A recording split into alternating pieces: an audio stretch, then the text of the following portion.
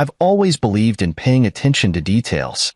The small things, like the way a person shifts in their chair when they lie, or how their eyes dart away at the wrong moment. The way a smile can be too perfect, too rehearsed. It's a skill I picked up over time, mostly as a survival mechanism. And this morning, as I sat at my sister-in-law Caroline's dining table for our monthly family brunch, that skill was screaming at me. Jessica, my wife, placed a steaming cup of coffee in front of me. Her lips curved into that sweet, effortless smile she had perfected over the years. "Made you a special coffee, honey," she said, her voice smooth as silk. Now, I don't claim to be a coffee connoisseur, but I know how coffee should smell. I know the deep, earthy aroma, the rich bitterness that fills the air before you even take a sip. This was different. The second the steam hit my nose, something twisted in my gut. There was an underlying scent, faint but unmistakable, metallic. I didn't react, didn't let my face betray a single flicker of suspicion. Instead, I picked up the cup, swirling the dark liquid gently, pretending to appreciate her effort. "How sweet," I murmured, offering a small smile in return. Jessica's eyes flickered, just for a second, barely noticeable, unless you were looking, unless you knew what to look for. Across the table, Caroline stirred her own coffee lazily, her long nails tapping against the porcelain. She always played the role of the casual observer, watching, waiting, pretending she wasn't in on whatever was happening behind the scenes. I had learned the hard way that with these two, nothing was ever casual. Over the past year, I'd been sick more times than I could count. Stomach pains that kept me doubled over in bed. Nausea so intense I could barely stand. Emergency room visits with doctors scratching their heads, unable to explain why my body was betraying me. And always, it happened after a meal prepared by Jessica or during one of these brunches at Caroline's house. Coincidence? Maybe once, maybe twice. Not this many times. I had theories, of course. Wild, twisted suspicions that any sane man would dismiss. But I'd learned that ignoring the signs didn't make them disappear. So today, I had a plan.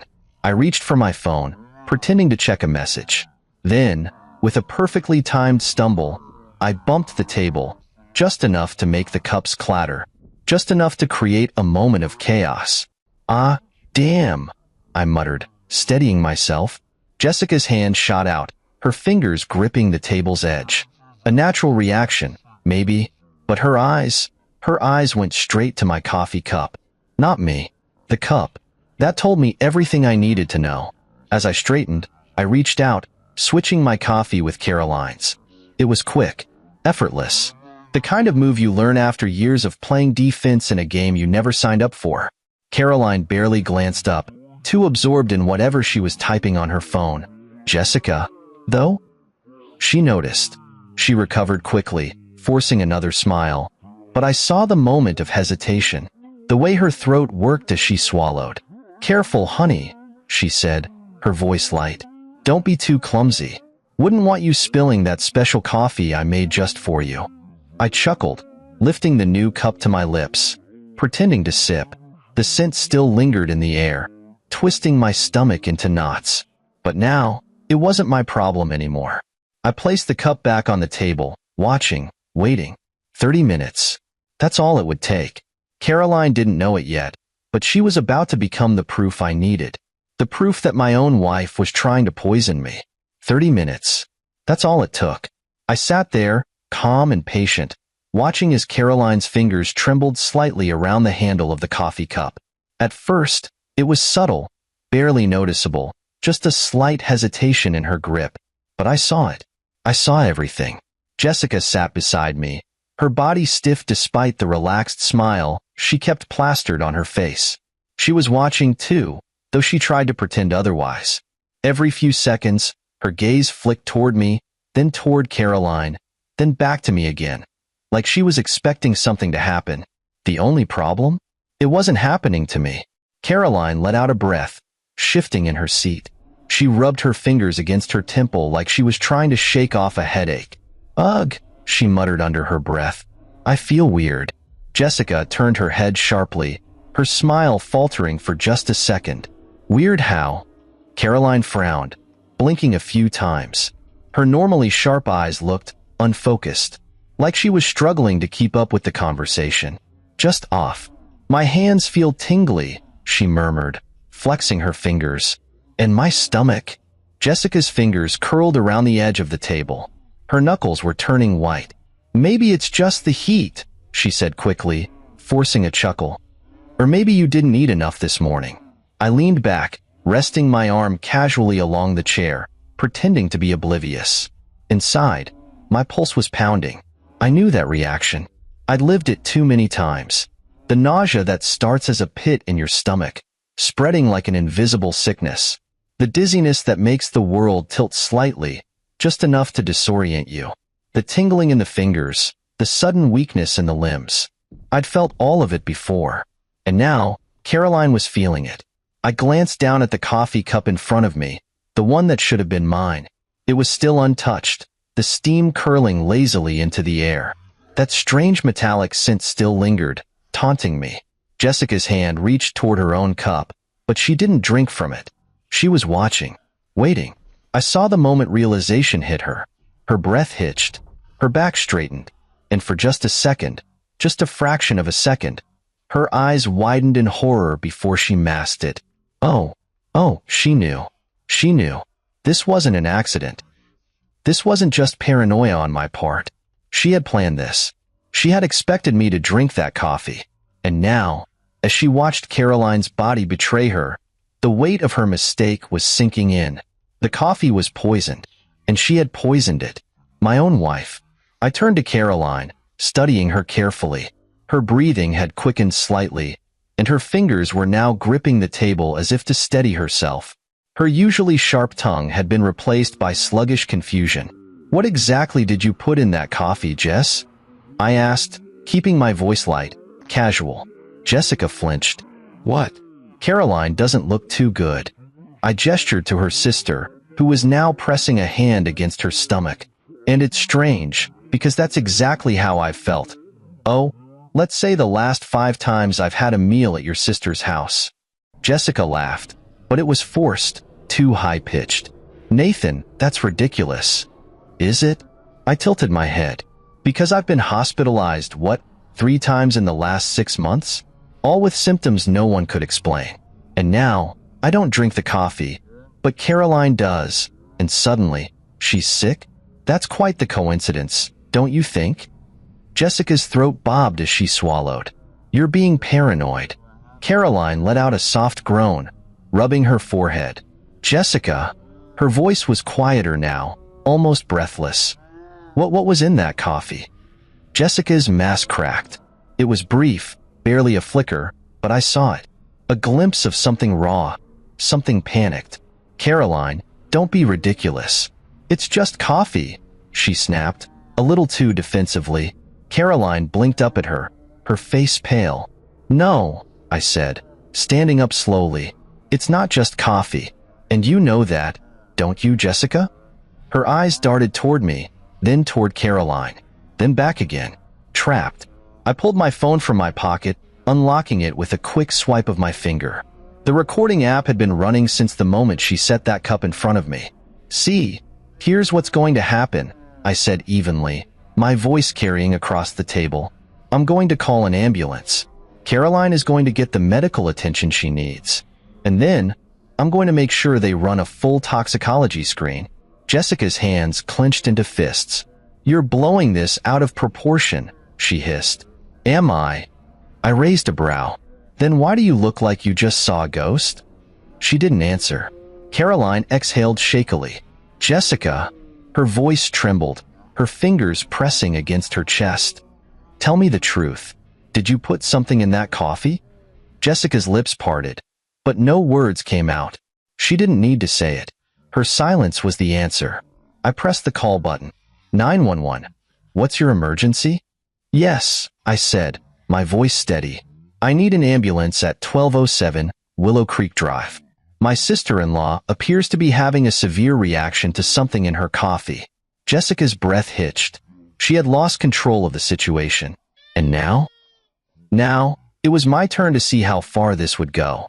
The moment I hung up with 911, The air in the dining room grew suffocatingly thick. Jessica's face had lost all its color, her fingers clenched into trembling fists at her sides. Caroline groaned, her forehead damp with sweat, gripping the edge of the table like she was trying to anchor herself to reality. I watched Jessica carefully.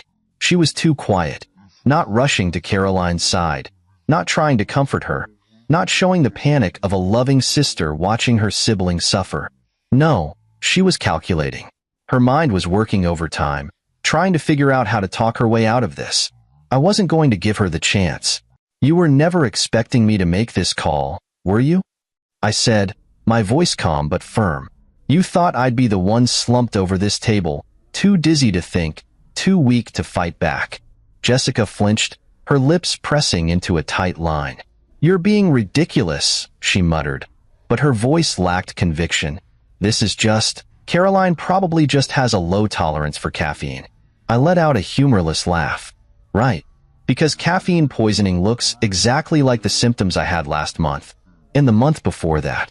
In the month before that. Jessica's nostrils flared. Nathan, stop it. I took a slow step toward her, lowering my voice. No, you stop it. No more gaslighting. No more brushing things off.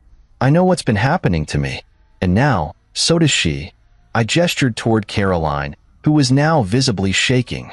And guess what, Jessica? You made a mistake today. You tried to poison me again. And now, the wrong person drank it. So tell me, what was in that coffee? Jessica's eyes darted toward the front door, as if she was considering bolting.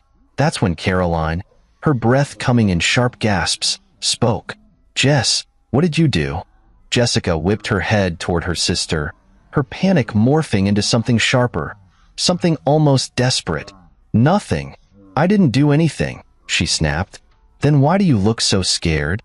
I asked, tilting my head. You should be worried about Caroline right now, right? But you're not. You're worried about something else. Jessica turned to me, her eyes dark and frantic. Nathan, just think for a second. Why would I ever try to hurt you? I took another step forward. That's the question, isn't it? Caroline let out a shaky breath, her fingers curling weakly against the table. Oh my God, she whispered, realization dawning on her face. The board meeting. Jessica froze. And there it was, the crack in her armor. I felt something cold settle in my chest.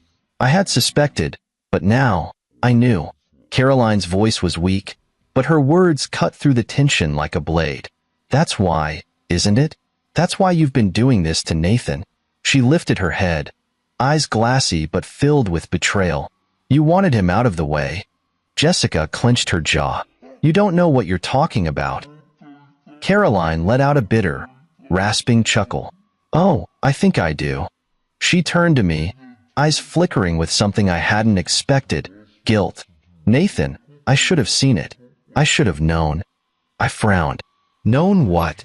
She swallowed hard. Jessica's been after your position at work for months. I exhaled slowly, my fingers curling into fists. Of course, the Henderson account, the biggest client of the year, the contract that had the potential to change everything. And I was leading the pitch. Jessica worked at the same firm, but she'd been struggling to land major accounts. She was good at what she did, but she didn't have the reputation I had built over the years. And Henderson? They had requested me personally. She must have seen it as a threat. She must have thought I was in her way.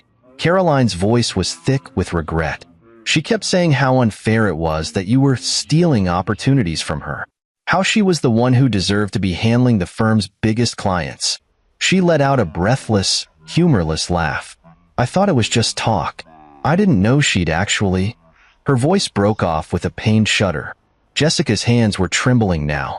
It wasn't supposed to be like this, she whispered. I stared at her. What wasn't supposed to be like this?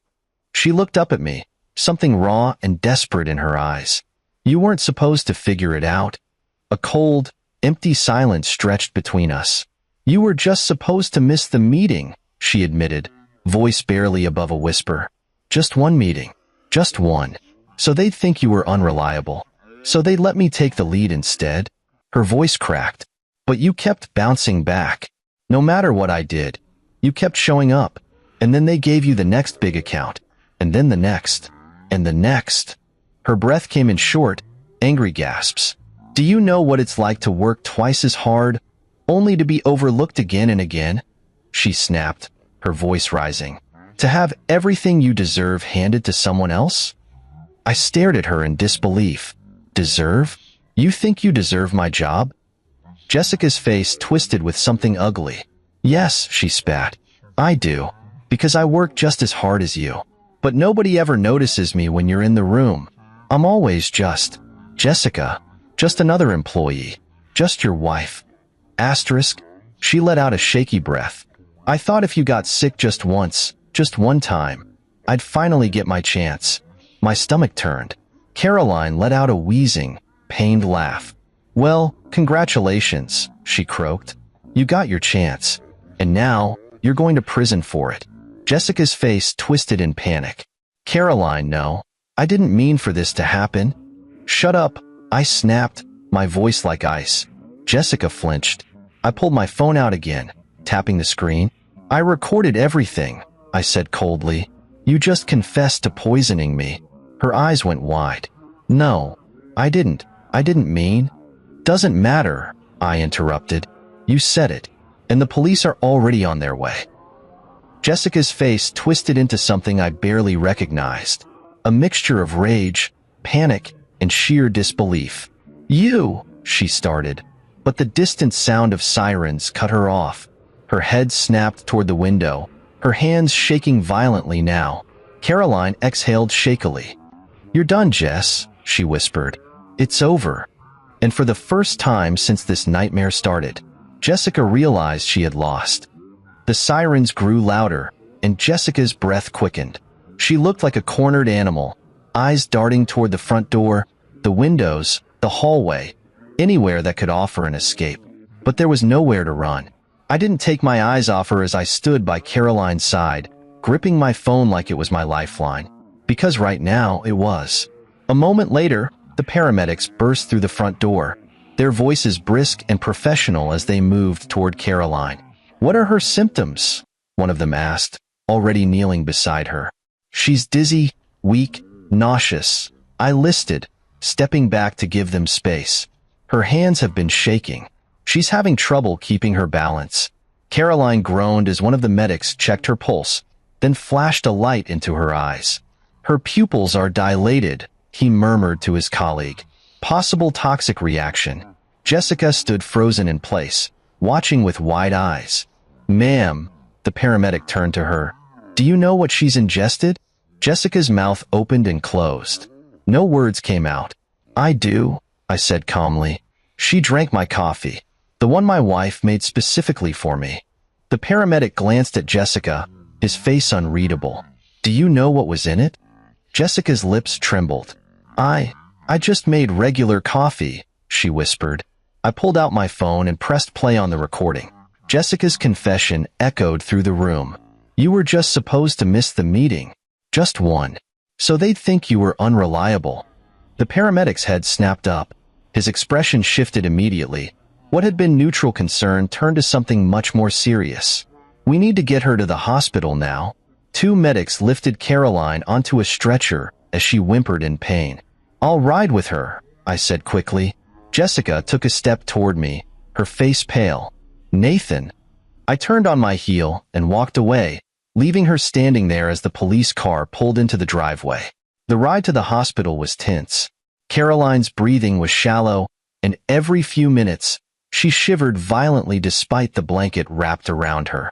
I sat beside her, watching helplessly as the medics administered oxygen, monitoring her vitals. Nathan, her voice was faint. You knew, didn't you? I swallowed. I had my suspicions. She let out a weak, bitter laugh. Guess we both learned the hard way. I didn't respond. There was nothing to say. The moment we arrived at the hospital, nurses rushed her into a treatment room while a doctor peppered me with questions. What she ate, what she drank, when the symptoms started. I told them everything. Then I handed over my phone. I recorded her admitting to it. I told the attending physician. Check Caroline's toxicology report. I'd bet my life this isn't the first time my wife has done this. The doctor's expression darkened. "We'll run every test necessary." 2 hours passed. I sat in the waiting room, my hands clasped together, my thoughts spiraling. I replayed everything in my head. The months of illness, the lies, the dismissals, the careful way Jessica had orchestrated it all. The pieces fit too well. She had planned this. Every single step of it. She hadn't just wanted me to miss one meeting. That had been the start. But when that failed, she had escalated. Each time, the symptoms grew worse. She had been slowly pushing, testing, seeing how far she could go without getting caught. And now, finally, she had gone too far. A door swung open, pulling me from my thoughts. Dr. Phillips, a tall woman with sharp eyes and silver-streaked hair, walked toward me. "She's stable," she said without preamble. "We were able to flush most of the toxins from her system. She's weak, but she'll recover." I exhaled a breath I hadn't realized I was holding. "And?" Dr. Phillips studied me for a moment. "You were right to be concerned. The toxicology report confirmed the presence of a non-lethal but highly potent compound, one that shouldn't be in any food or drink. We're running further analysis, but the initial results are alarming." My jaw clenched. "How alarming?" She hesitated, then handed me a tablet. The screen showed a list of chemical compounds, medical terms I barely understood, except for one word. "Rodenticide?" I said, my voice barely above a whisper. Dr. Phillips nodded grimly. "A slow-acting poison often used in pest control. In small doses over time, it causes fatigue, nausea, muscle weakness, but in concentrated amounts?" She met my gaze. "It could be fatal." My stomach churned. She hadn't just been trying to sabotage me. She had been trying to kill me. "Would you be willing to speak with law enforcement?" the doctor asked. I let out a slow breath. I already have evidence, and I'm not stopping until she pays for what she's done. Dr. Phillips nodded, as if she had expected nothing less. Just then, a voice broke through the hospital's quiet hum. "Nathan." I turned, and there she was, Jessica, standing at the entrance of the waiting room, her hair slightly disheveled, her breathing uneven. 2 uniformed police officers flanked her, their hands resting on their holsters. "Don't say a word," one of them instructed. Jessica's eyes locked onto mine, filled with something I couldn't quite decipher. Fear? Desperation? Remorse? "I didn't mean to," she whispered. My blood ran cold. The officer nearest to her stepped forward. "Nathan Bennett, we'll need a formal statement from you." I stood up, leveling my gaze at my wife. The woman I had once trusted. The woman who had loved me, or at least pretended to. "Don't worry," I said, voice steady. "I'm ready to talk." Jessica's lips parted, as if she wanted to plead, beg, but she knew. She had already lost. The officer turned to her. "Jessica Bennett, you're under arrest for attempted poisoning, reckless endangerment, and conspiracy to commit harm." The words echoed through the hallway. Jessica inhaled sharply. "Nathan." I held up a hand. "Don't. Just don't." Her face crumbled. I turned away from her as the officers led her down the hall, their footsteps heavy against the tile floor. Dr. Phillips placed a hand on my shoulder. "This isn't over yet," she murmured. I nodded. No, it wasn't over. But for the first time in a long time, I wasn't the one at risk. Jessica was. And she was going to pay for what she had done. The hospital's fluorescent lights buzzed faintly above me as I walked into the small, sterile interrogation room.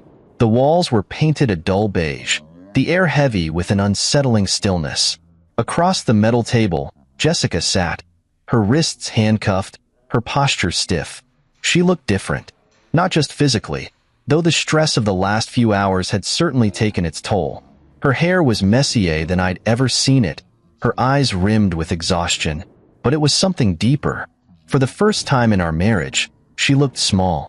Jessica had always been calculated, always controlled. She was the kind of woman who never let a single strand of hair fall out of place, who could walk into a room and command attention with a single glance. But now, she was sitting in a police interrogation room, waiting to hear just how much of her life was about to collapse. I sat down across from her, folding my hands on the table. She didn't meet my gaze. "Why, Jessica?" I asked, my voice low but firm. Her shoulders tensed. "Don't act like you don't know," she muttered, still refusing to look at me. "I want to hear it from you." Jessica let out a breath, sharp, shaky. "I already told you. It wasn't supposed to be like this." I scoffed. "Oh, right. You only meant to make me sick, not kill me. That makes it so much better." She flinched at the sarcasm in my voice, but I didn't care. "I need to understand," I continued, my tone even. "I need to know how the woman I married, the woman I loved, could do something like this." Finally, she lifted her eyes. And for a brief moment, I saw it. The flicker of something beneath the cold calculation. Regret? Shame? Or just the horror of getting caught? Jessica inhaled slowly. "Do you know what it's like, Nathan?" she asked softly. "What?" "To be invisible," she whispered. I frowned. "Jessica, what the hell are you talking about?" She let out a bitter laugh. "You don't get it. You never had to get it. Everything has always been so easy for you." Her gaze sharpened, her fingers curling into fists. "You walk into a room, and people listen to you. They respect you. They want to work with you. Meanwhile, I've spent years busting my ass at that company, and no one ever saw me." I exhaled through my nose, keeping my emotions in check. "So you decided to poison me?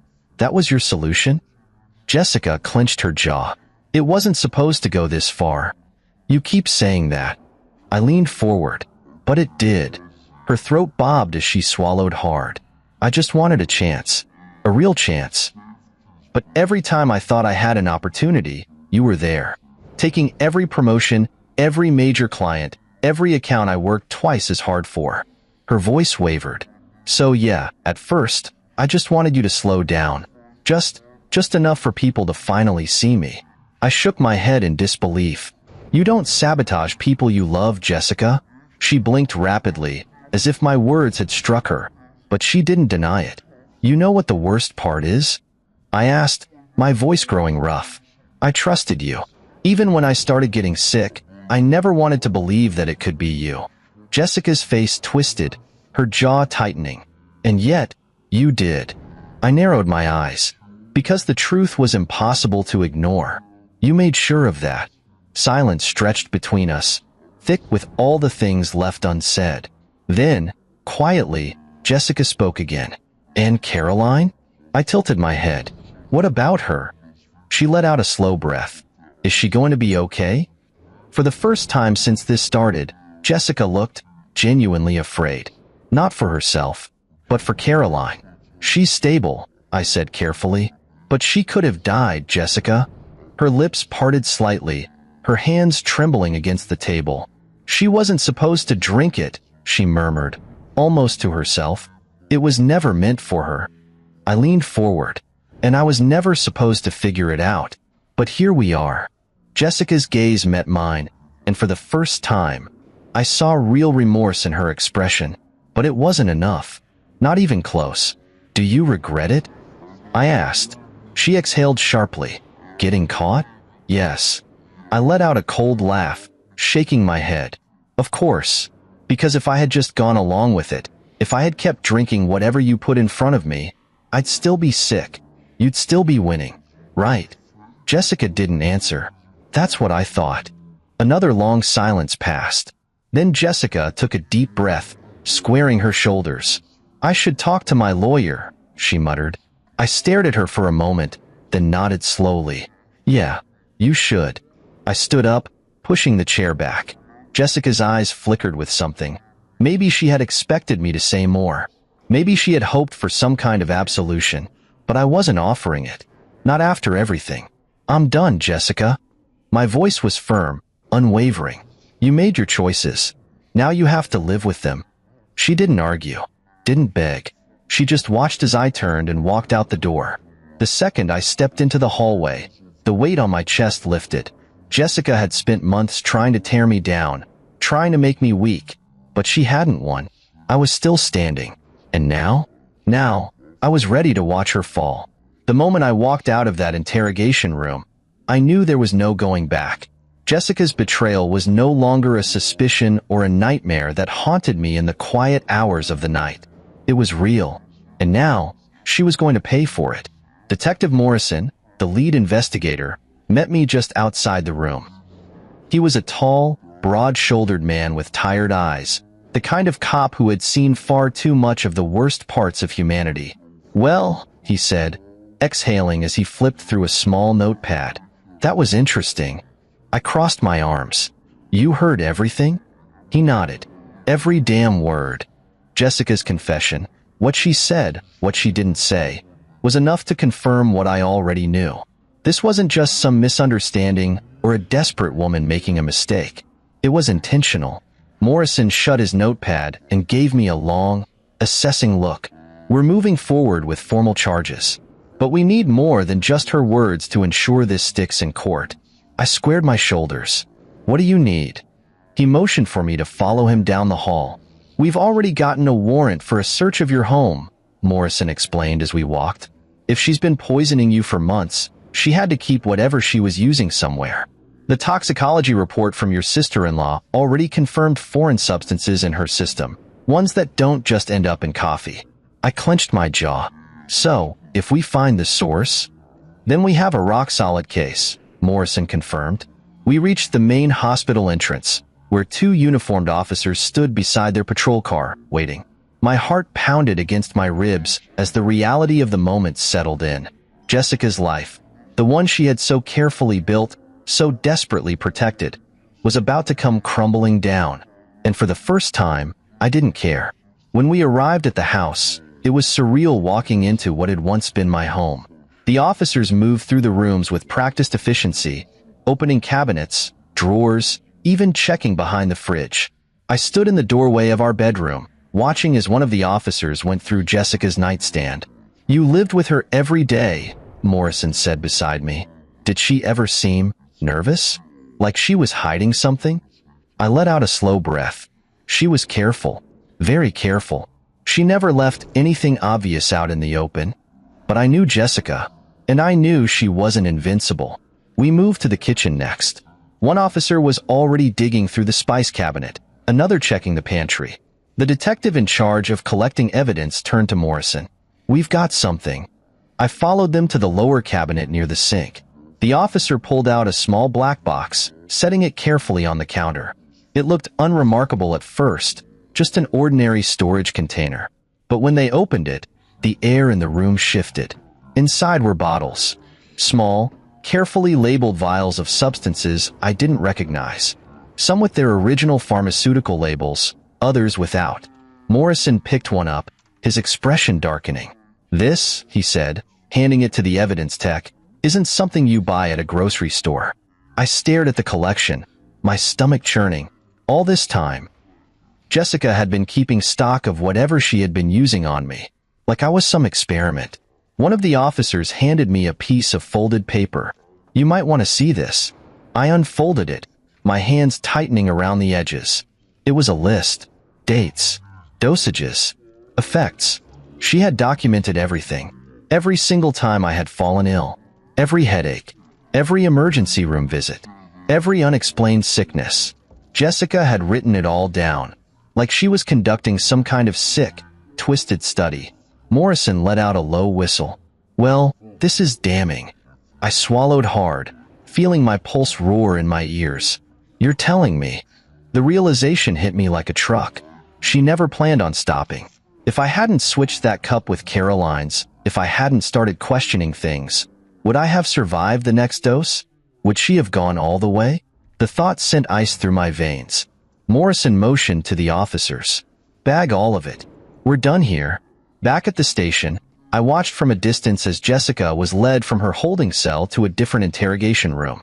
She didn't fight, didn't try to run, but when she caught sight of me through the window, she hesitated. For just a moment, I saw something flicker in her eyes. Regret? Or just fear of what happens next? Detective Morrison gestured for me to step inside the observation room. From here, I could see and hear everything, but Jessica couldn't see me anymore. He sat across from her, setting the black box on the table with a thud. Jessica's entire body tensed. Morrison leaned forward. "You recognize this, don't you?" She didn't answer. "You kept records," he continued, tapping the sheet of paper I had read earlier. You documented every time you poisoned your husband. The amounts, the effects, even how much stronger you needed to make it each time. Jessica's jaw tightened. Morrison tilted his head. Tell me, Jessica, was there ever going to be a point where you stopped? Or was Nathan just a problem you were planning to permanently remove? She inhaled sharply, but again, she didn't deny it. Morrison sat back, shaking his head. Here's the deal. You're facing multiple charges, and trust me, none of them are going away. The evidence speaks for itself. He gestured to the vials. These chemicals don't just end up in someone's coffee by accident. Jessica's hands trembled slightly in her cuffs. I didn't. I wasn't trying to. Save it, Morrison cut in. The only thing left for you to decide is whether you want to fight this in court or cooperate. Jessica's face twisted, her breath uneven. Morrison didn't press her. He didn't need to, because we both knew the truth now. There was no coming back from this. Jessica had destroyed her life with her own hands. And as much as part of me wanted to feel sorry for her, I just couldn't. This was justice. The courtroom was silent as the judge entered, his expression unreadable. I sat in the front row, my hands clenched together, watching as Jessica was led inside. She looked different from the woman I had married. Smaller, weaker, as if the weight of her crimes had finally settled on her shoulders. She didn't look at me. Not once. The trial had been long, grueling, and painfully public. The media had gotten hold of the story early on. A successful businessman poisoned by his own wife in a slow, methodical attempt to destroy his career. The details were too sensational for them to ignore. Jessica's defense team had tried everything. They painted her as a woman driven to desperation, overshadowed by her husband's success, pressured by a competitive industry. They argued that she hadn't meant to cause permanent harm, only to level the playing field. But the evidence was overwhelming. The prosecution had laid it all out, piece by piece. 1. The toxicology reports. The substances found in Caroline's system were traced directly to the vials recovered from our home. The slow-acting poison had been used in varying doses, just enough to cause sickness without immediate suspicion. 2. The recordings, my secret recordings from the brunch, where Jessica confessed to sabotaging me, were played for the jury. The sound of her voice, laced with frustration and entitlement, sealed her fate. 3. The documented pattern, the handwritten notes from our kitchen cabinet, Jessica's detailed log of my symptoms, had been particularly damning. The prosecutors called it a systematic experiment in cruelty. 4. The witness testimonies. Caroline had taken the stand, her voice shaking as she recounted how Jessica had dismissed her concerns over the years.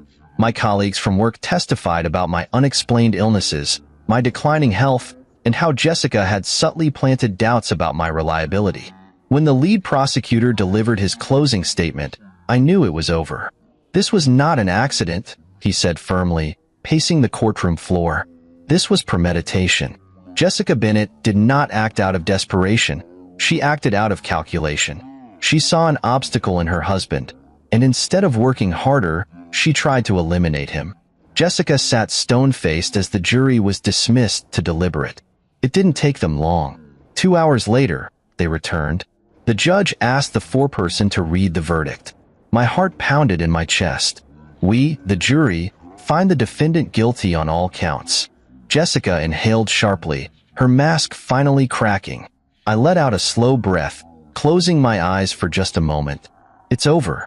The judge wasted no time. Given the overwhelming evidence, Jessica was sentenced to 25 years in prison without the possibility of parole. The words echoed in the courtroom, a final, undeniable truth. I didn't celebrate. I didn't cheer. Because in the end, no one won. Jessica had lost her freedom, her career, and everything she had once valued. And me? I had lost a woman I had once loved. After the sentencing, I stepped outside the courthouse, the crisp air biting against my skin. Reporters were already swarming, their cameras flashing as they shouted questions. How do you feel now that justice has been served? What would you say to Jessica if you had the chance? I ignored them, because the truth was, I didn't feel anything. Not relief, not anger, not even satisfaction. Just exhaustion. A soft voice pulled me from my thoughts. Nathan. I turned. Caroline stood a few feet away, her face pale but steady. She was still recovering, but she looked stronger than she had that day at the hospital. You okay? I asked. She let out a small, bitter laugh. Am I okay? My sister just got sentenced to prison for trying to poison my brother-in-law. So no, not really. I sighed. Yeah, same here. For a long moment, neither of us spoke. Then Caroline shook her head. I don't understand her, she murmured. She had everything. A good career, a husband who loved her, a life she built from nothing, and she threw it away. I didn't respond right away, because I didn't understand it either. I think, I said finally, Jessica convinced herself that nothing she had was ever enough. Caroline exhaled, rubbing her arms against the cold. You think she regrets it? I thought back to the courtroom, to the way Jessica had stared blankly at the table as the judge read her sentence. I don't know, I admitted, but it doesn't really matter anymore. Caroline nodded. Because in the end, Jessica's regrets wouldn't change anything. She had made her choices, and now she had to live with them. Months passed. Life slowly moved forward. Jessica's trial had been a spectacle, but soon, people found new stories to obsess over. The headlines faded. The whispers at work quieted. And I healed. It wasn't instant. It wasn't easy. But day by day, I rebuilt. The Henderson account, the very contract Jessica had tried to sabotage, ended up solidifying my career. After hearing about the trial, the firm doubled down on their trust in me, offering more opportunities, more clients, more success than I had ever imagined. Jessica had tried to destroy me, and in the end, all she had done was make me stronger. 1 year later, I stood at the podium of a corporate event, staring out at the sea of faces in front of me. I had been invited as a keynote speaker, a recognition of my resilience, my work ethic, my success. As I stepped up to the microphone, I let the moment settle. Then, I spoke. Success isn't just about talent or hard work, I began. It's about integrity. It's about the relationships we build, the trust we earn. I paused, my mind flickering back to everything I had been through. Sometimes, I continued, the biggest obstacles in our lives come from the people closest to us. And when that happens, we have two choices. We can let it break us, or we can let it fuel us. A quiet murmur ran through the crowd. I smiled faintly. I chose to rise, I finished. And I'm standing here today because of it. The room erupted in applause. And as I stepped away from the podium, shaking hands with my colleagues, I realized something. I had survived. Jessica had tried to take everything from me. But in the end, I was the one who won. 1 year. It had been exactly 1 year since the trial ended. 1 year since Jessica had been sentenced to 25 years in prison. 1 year since I had walked out of that courthouse, carrying the weight of betrayal, relief, and exhaustion all at once. And yet, despite everything, I was still here. Stronger. Thriving. I took a slow sip of my coffee, the first cup I had truly enjoyed in a long time, before setting it down on the polished mahogany desk in front of me. My office was quiet, save for the distant hum of traffic outside the high-rise window. The skyline stretched before me, a reminder of how much had changed in just 12 months. A year ago, I had sat in this very chair, my mind clouded with doubt, betrayal eating away at me like a slow poison. My career had been in shambles, my personal life even worse. I had spent months questioning everything, how I could have been so blind, how I had let someone I loved so deeply turn against me. But that was then. And now? Now, I was at the top of my game. After the trial, the Henderson account, the very project Jessica had tried to sabotage, became one of the most successful campaigns our firm had ever handled. Clients took notice. My reputation grew. And as Jessica faded into irrelevance, I rose higher than ever before. Nathan? I glanced up from my desk as my assistant, Lauren, stepped into the office. You have a call on line 2. It's from Nashville State Correctional. I went still. I didn't need to ask who it was. Jessica. I hadn't spoken to her since the trial, hadn't written, hadn't visited, hadn't acknowledged her existence. And yet, here she was, reaching out from the prison cell she had so carefully crafted for herself. Lauren hesitated. Want me to tell them you're unavailable? I stared at the blinking light on my phone, debating. Then I nodded. Yeah, do that. She gave me a knowing look before disappearing down the hall. I leaned back in my chair, exhaling slowly. Jessica had already stolen enough from me. My time, my trust, my peace of mind. I wasn't about to give her another second.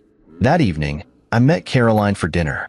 It had become a tradition of sorts, checking in with each other, making sure we were both healing in our own ways. She had struggled after the trial, too. Losing her sister had left a void in her life, even after everything Jessica had done. Guess who called me today? I said as I poured her a glass of wine. She didn't even hesitate. Jessica. I raised an eyebrow. How'd you know? Caroline let out a tired laugh. She called me last week. I frowned. And? She shrugged, begged for forgiveness, said she regretted everything. Asked if I could help her get an appeal. I scoffed. An appeal? After everything? Caroline swirled the wine in her glass. Yep. She swears she wasn't in her right mind. That she never meant to hurt you. I studied her carefully. Do you believe her?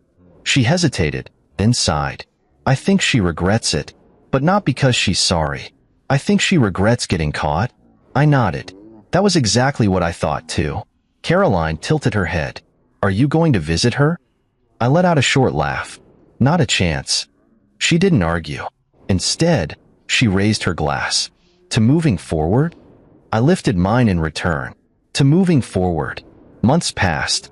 The media stopped talking about Jessica. People stopped whispering about the trial. And I stopped thinking about her. For the first time in years, I could wake up without feeling like I had to look over my shoulder. I could go to work, meet with clients, live my life without fear. One afternoon, as I prepared for yet another high-profile pitch, my phone buzzed with an email notification. I almost ignored it until I saw the subject line. Henderson account, contract renewal. I opened it immediately, scanning the message. They were extending their contract for another 3 years. I sat back in my chair, a slow smile spreading across my face. Jessica had tried to take everything from me. And yet, despite all her efforts, I was still winning. That weekend, I took a trip out to the lake.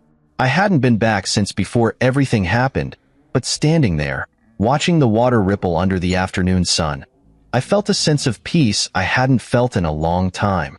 I pulled out my phone and scrolled through my saved messages. Then, with a deep breath, I deleted every single one of Jessica's texts.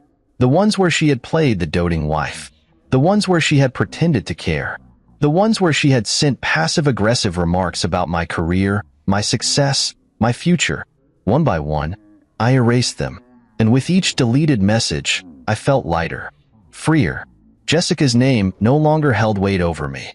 Her choices, her betrayal, her downfall, it was hers to carry now, not mine.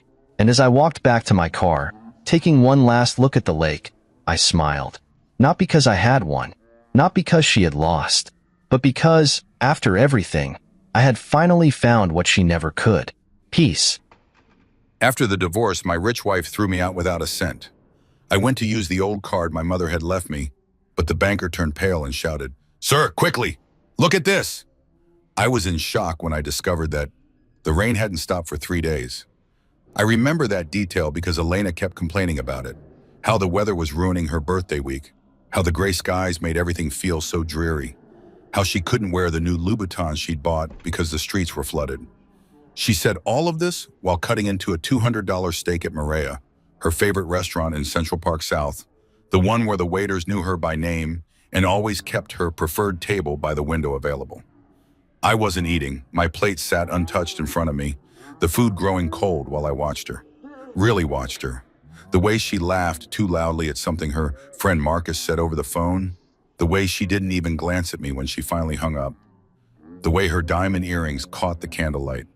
Earrings I'd given her for our 5th anniversary, back when I still believed we were building something together. "You're not eating," she said, finally noticing me. Her voice had that edge to it, the one that always appeared when I wasn't performing my role correctly. "Are you trying to make some kind of statement, David?" I wasn't. I was just tired. Tired of being the husband she paraded around at charity galas while whispering to her friends that I was decent enough considering. Tired of living in her penthouse, sleeping in her bed, wearing clothes purchased with her family's money. Tired of being reminded in 1,000 subtle and not so subtle ways that I was a guest in her life, not a partner. I'm fine, I said quietly, just not hungry.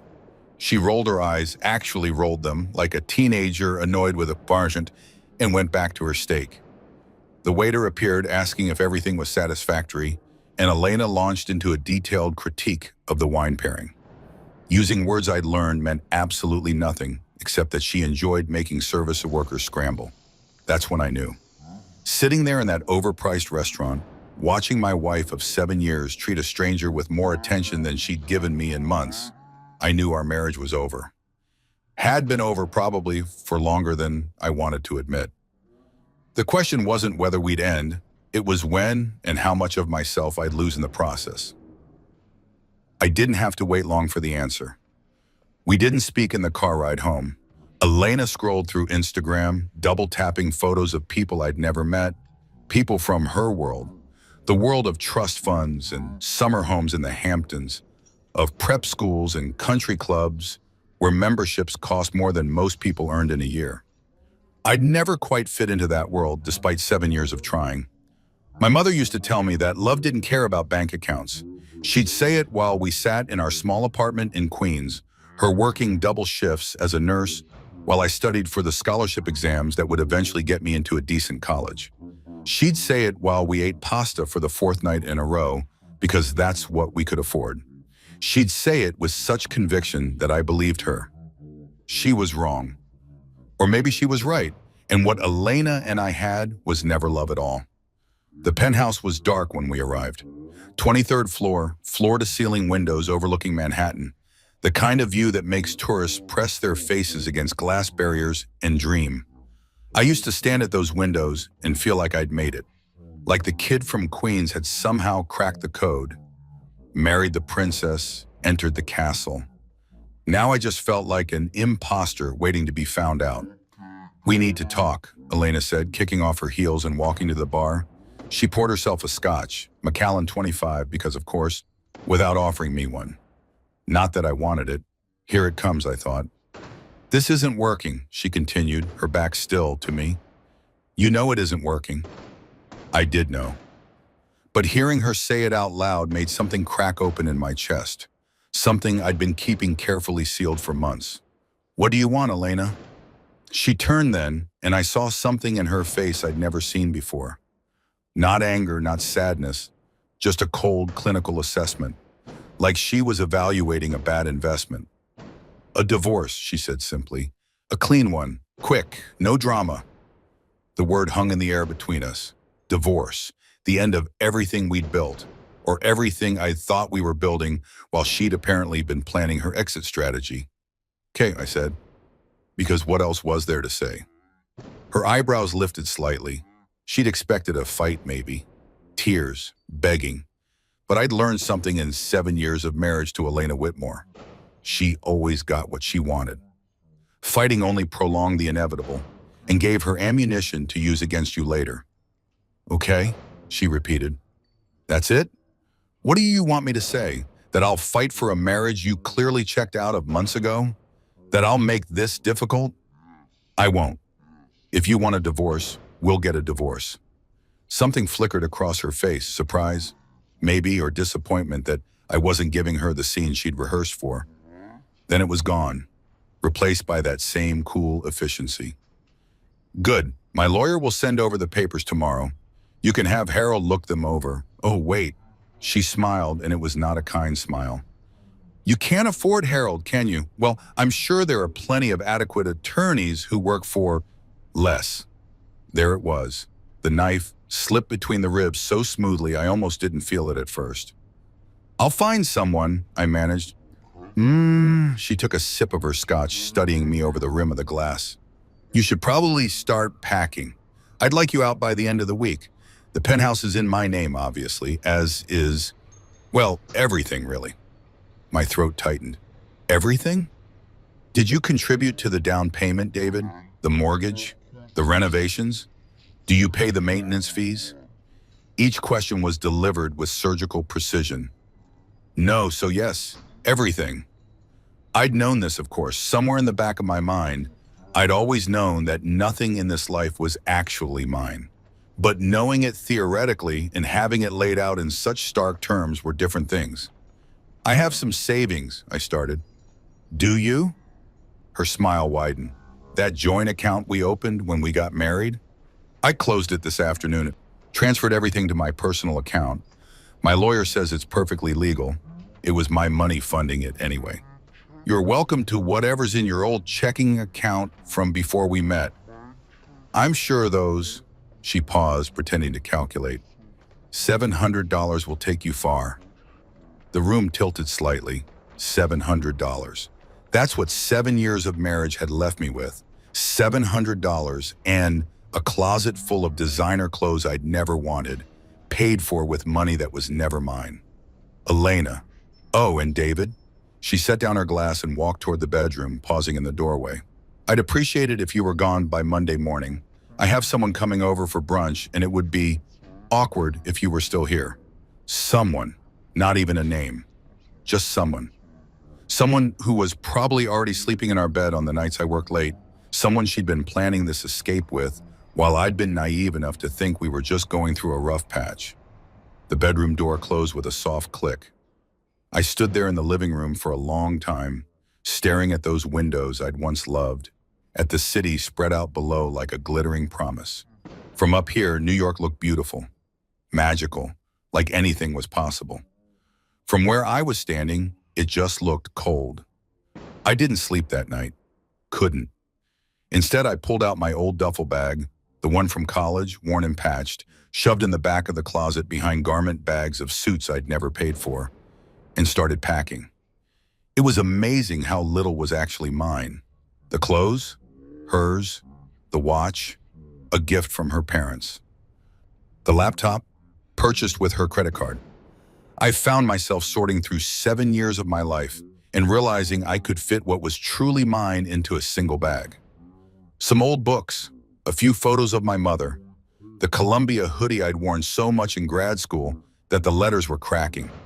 My phone, which I'd insisted on paying for myself, one of the few small rebellions I'd maintained. And there at the bottom of my drawer, buried under socks I'd never worn, my mother's card. I'd forgotten about it, honestly. She'd given it to me a week before she died, pressed it into my hand while she lay in that hospital bed, the cancer having eaten away everything except her determination to see me settled, cared for, safe. Promise me you'll keep this, she'd whispered, her voice thin as paper. Don't use it unless you absolutely have to. But keep it. Promise me, David. I'd promised, even though I didn't understand why. It was just an old bank card, worn smooth at the edges, the numbers barely visible. She'd never had much money. Nurses don't get rich, and a single mother raising a kid in New York even less so.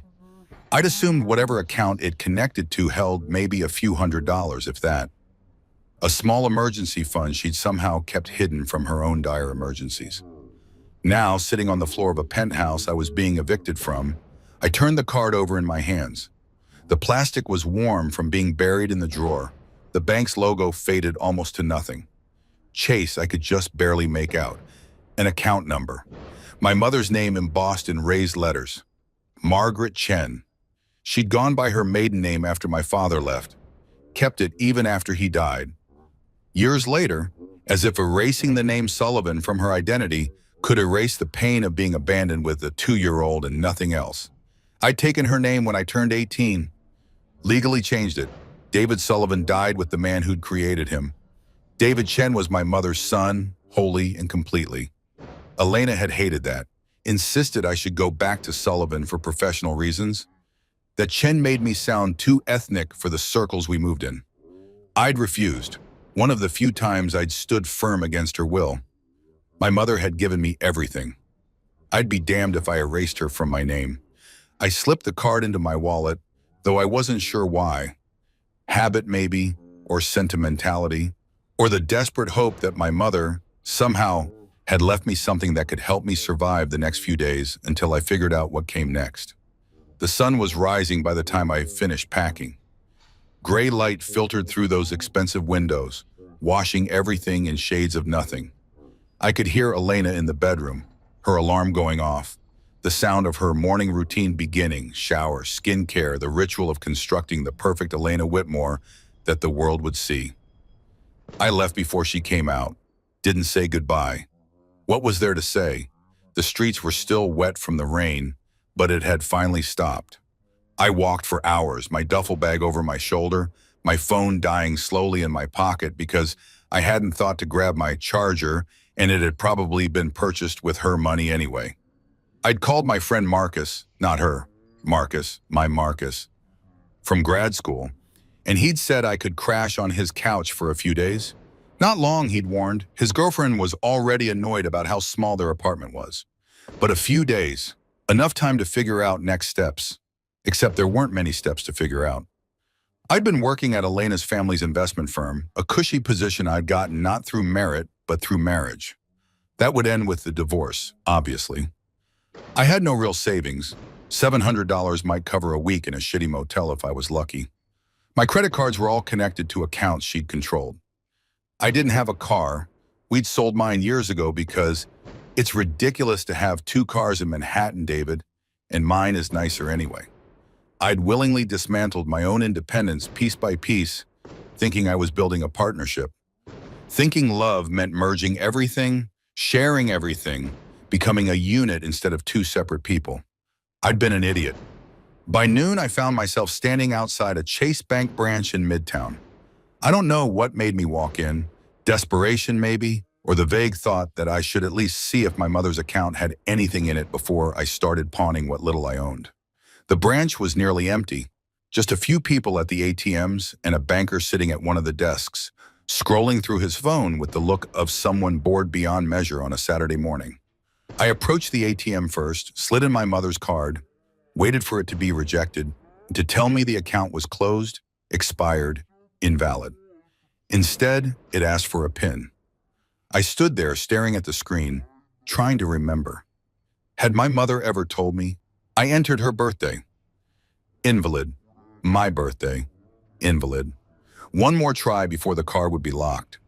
On impulse, I entered the date she'd given me the card. The day before she died. The screen changed. Account accepted. Would you like to check your balance? My hand trembled slightly as I pressed yes.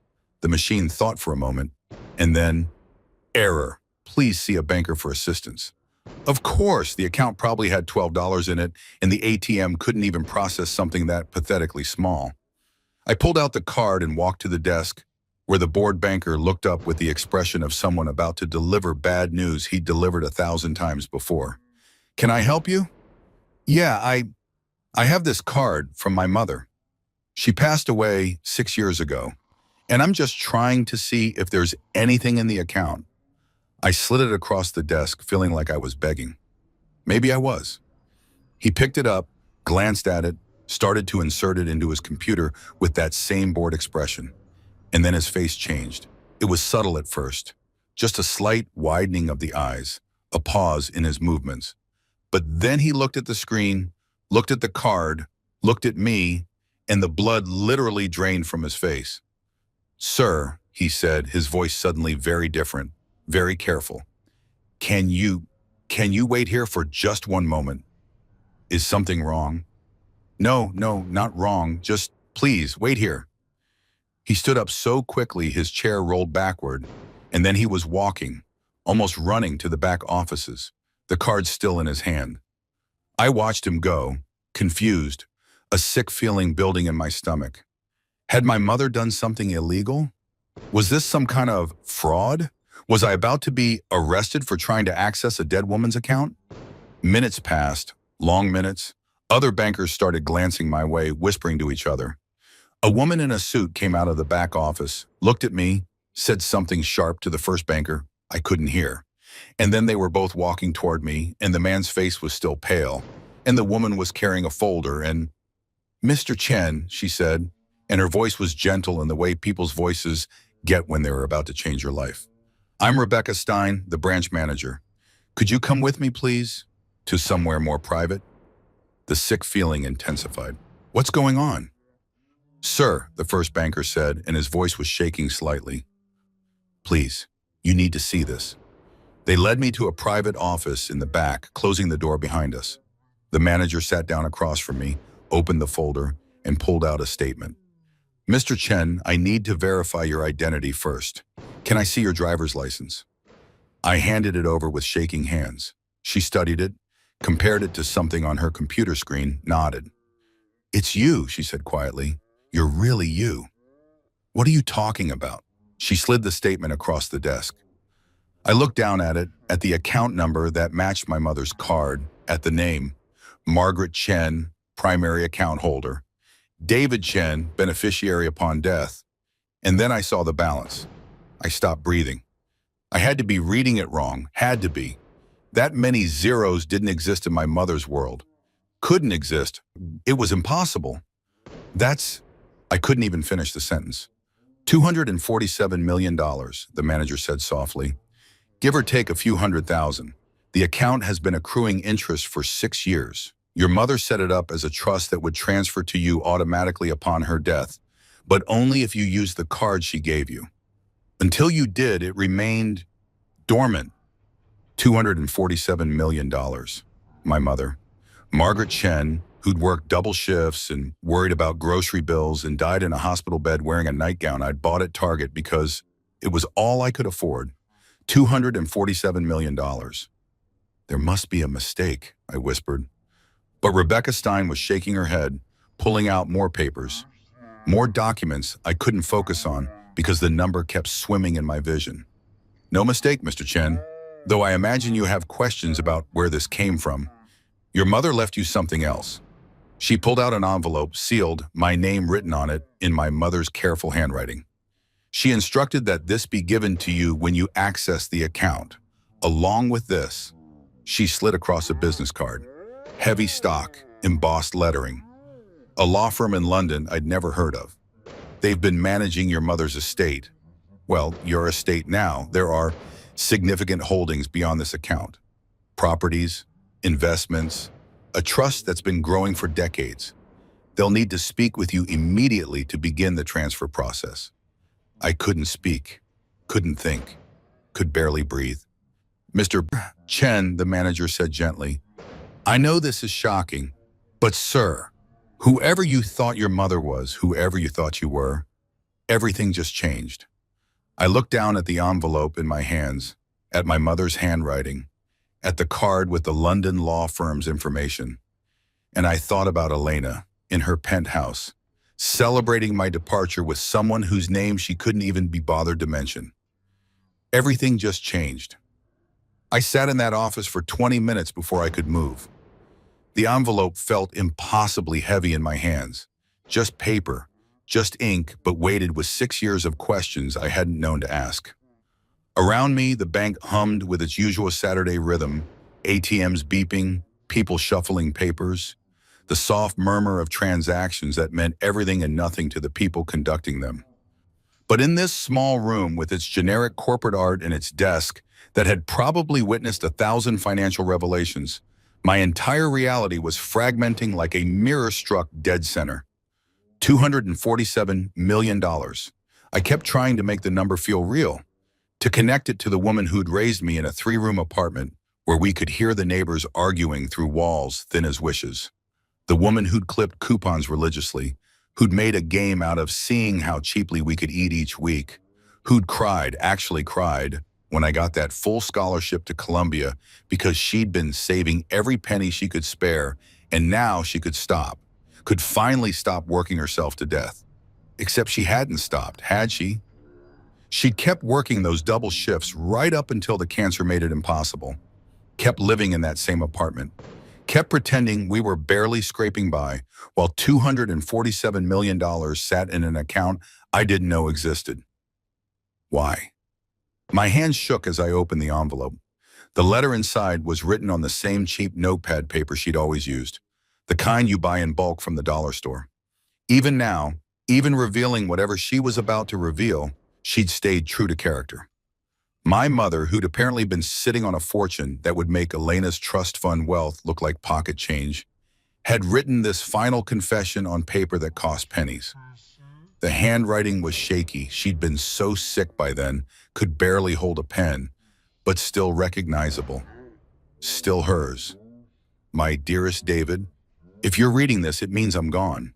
It means you finally used the card I gave you, which means you've hit rock bottom, or close enough that you've remembered your mother's last gift.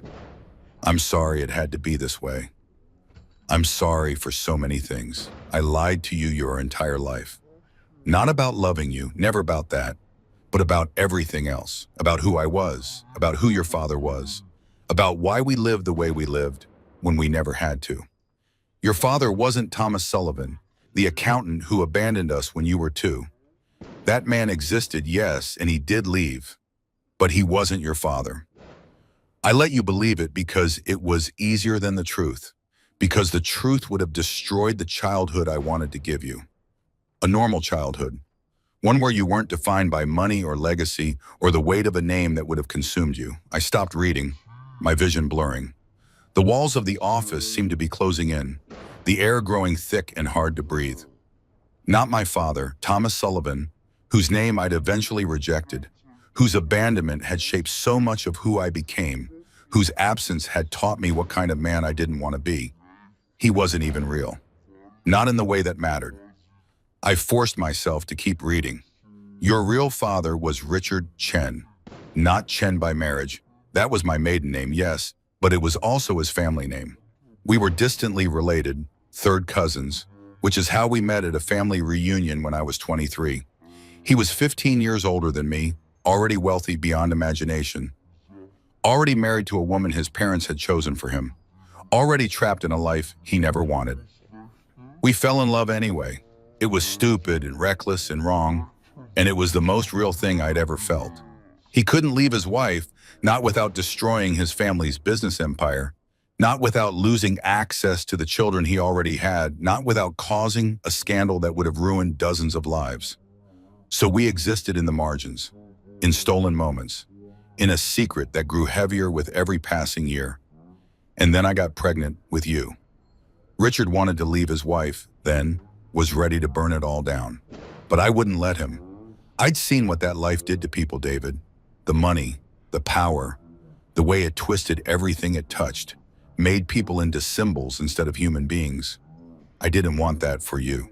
I didn't want you raised in that world, suffocated by expectations and duty and the constant weight of wealth you'd never asked for. So I left.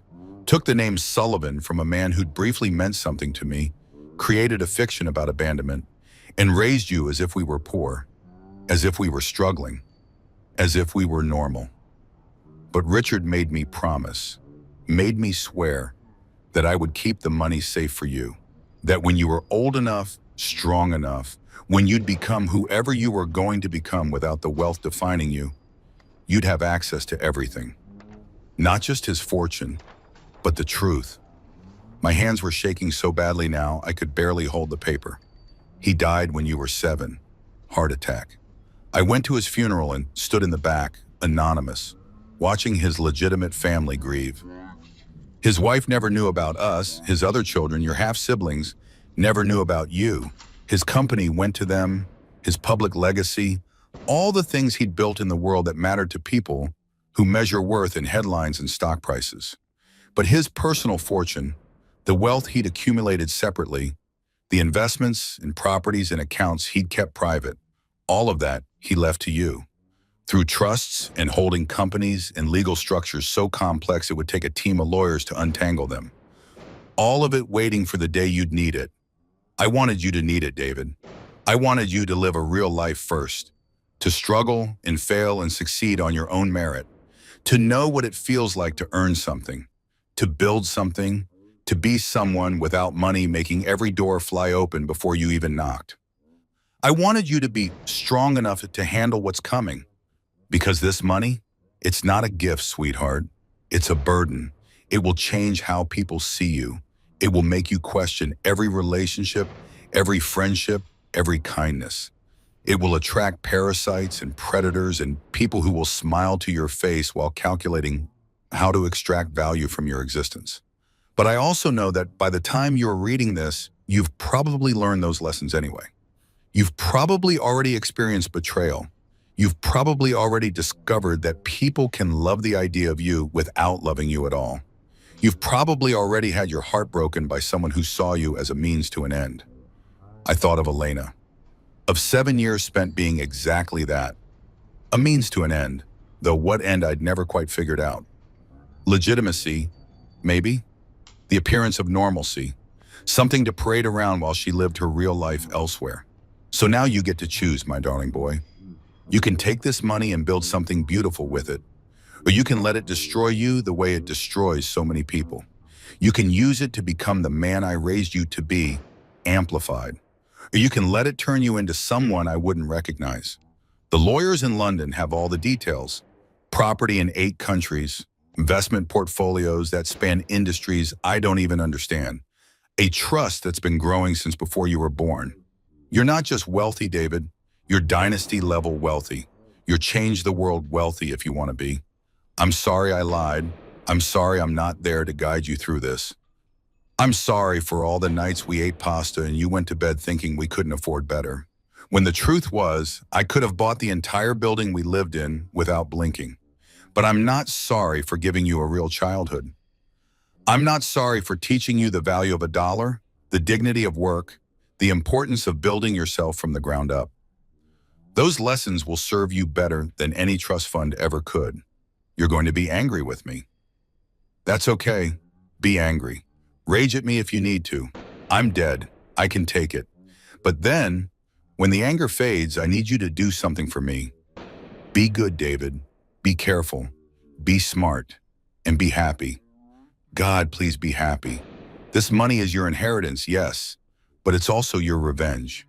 Revenge against every person who ever underestimated you, who ever treated you as less than, whoever made you feel small. Not revenge through destruction. That's too easy, too crude. Revenge through success, through thriving, through building a life so magnificent that everyone who doubted you has to witness it. You don't owe anyone anything anymore, sweetheart. Not explanations, not apologies, not your presence in their lives. You're free. Use that freedom well. All my love, always and forever, Mom. P.S. There's a safety deposit box at the London office. In it, you'll find photos of your father, of us together, of the life we had in secret. You deserve to know where you came from, even if I spent your whole childhood hiding it. P.P.S. I saw the woman you married. I died before the wedding, but I saw her picture, heard you talk about her. She's beautiful, David. Poised, elegant. Everything the world tells us we should want. But she doesn't love you the way you deserve to be loved. I could tell even then, could hear it in your voice when you talked about her. A note of uncertainty, of trying to convince yourself. I hope I'm wrong. I hope by the time you read this, you've had a wonderful marriage, and I'm just a paranoid, dying woman projecting. But if I'm right, if she's hurt you the way I suspect she will, don't let her take anything from you that matters. Not your dignity, not your kindness, not your belief that real love exists. It does exist, baby. It's just rare, and it never, ever uses money as a weapon. The letter ended there. I sat staring at it, reading and rereading those final lines, until the words blurred together and I couldn't tell if the wetness on my face was tears or sweat or some combination of both. My mother had known, had seen through Elena from hundreds of miles away, from a hospital bed, with nothing but my tone of voice to guide her, had known and had still said nothing, had trusted me to figure it out on my own, had left me this letter like a time bomb set to detonate at exactly the moment I'd need it most. She doesn't love you the way you deserve to be loved. I thought about Elena's face last night, the coldness in it, the calculation, the way she'd smiled when she told me about closing our joint account, about how I'd be leaving with $700 and whatever dignity I could salvage. $700. I almost laughed. Would have laughed, except the sound that came out was closer to a sob. Mr. Chen? Rebecca Stein's voice pulled me back to the present. She was standing in the doorway. holding a bottle of water and wearing the expression of someone who'd witnessed this scene before, in different variations, with different people whose lives had just been detonated by the past. "I'm sorry," I managed. "I just need a minute." "Take all the time you need, but Mr. Chen, the lawyer's in London. They'll need to hear from you soon. There are time-sensitive matters related to the estate, properties that need management decisions, investments that require authorization, legal structures that have been in holding patterns waiting for you to claim them." I looked down at the business card she'd given me earlier. Whitmore and Associates, London, the firm that had been managing my inheritance for 6 years, waiting for me to materialize. Whitmore, the same last name as my soon-to-be ex-wife. The universe apparently had a sick sense of humor. "What do I need to do?" I asked. "Call them. Today, if possible. They'll arrange for you to fly to London. First class, all expenses covered from your account. There's a team waiting to brief you on everything. The full extent of your holdings, the legal structures in place, the various entities your father created. It's..." She paused, choosing her words carefully. "It's complicated, Mr. Chen. Dynasty-level wealth is always complicated." Dynasty-level wealth? The same phrase my mother had used. I thought about the penthouse I'd been evicted from, the one Elena was so proud of, the 23rd floor apartment that had seemed like the pinnacle of success. Thought about her family's wealth, old money from banking and real estate, the kind of fortune that bought influence and memberships and the right to look down on people like me. Dynasty-level wealth made that look like a rounding error. "There's one more thing," Rebecca said quietly. She pulled out another folder, this one thicker. "Your mother left very specific instructions about privacy. She set up multiple layers of protection to ensure that when you claimed the inheritance, you could do so anonymously. Shell corporations, trusts, legal barriers between your name and the money. If you want, and I strongly recommend you do, you can keep this completely private. No one needs to know who you are or what you have, not until you are ready to reveal it." "Why would she do that?" Rebecca smiled sadly. "Because she was protecting you, Mr. Chen. From exactly the kind of people who'd come out of the woodwork if they knew. The distant relatives suddenly remembering family bonds. The investment opportunities that are too good to pass up. The charitable causes that desperately need your support. The romantic interests who find you fascinating for reasons they can't quite articulate. The romantic interests who'd throw you out with $700 and a smirk if they thought you were poor, but who'd cling like drowning swimmers if they knew the truth. So what do? You go to London, you learn about your inheritance, you make decisions about how you want to move forward, and in the meantime," she glanced toward the door, then back at me. "In the meantime, you live your life as if nothing has changed. You don't tell anyone. You don't show any signs of sudden wealth. You let whatever's happening in your personal life play out naturally, without the money influencing anything." "You mean my divorce?" She didn't answer directly, but her expression said enough. "I mean, whatever relationships you're in the middle of resolving. Let them resolve on their own terms, Mr. Chen. Let people show you who they really are, without the variable of wealth confusing things. Let Elena show me who she really was. Except she already had, hadn't she? Last night in the penthouse with her casual cruelty and her talk of someone coming for brunch. This morning probably, rolling over in bed and feeling nothing but relief that I was gone. "Okay," I said. "Okay, I'll call London. I'll figure this out." "Good." Rebecca stood, then paused. "Mr. Chen, for what it's worth, your mother sounds like she was an extraordinary woman." She was. She'd been a nurse who worked herself to exhaustion while sitting on a fortune.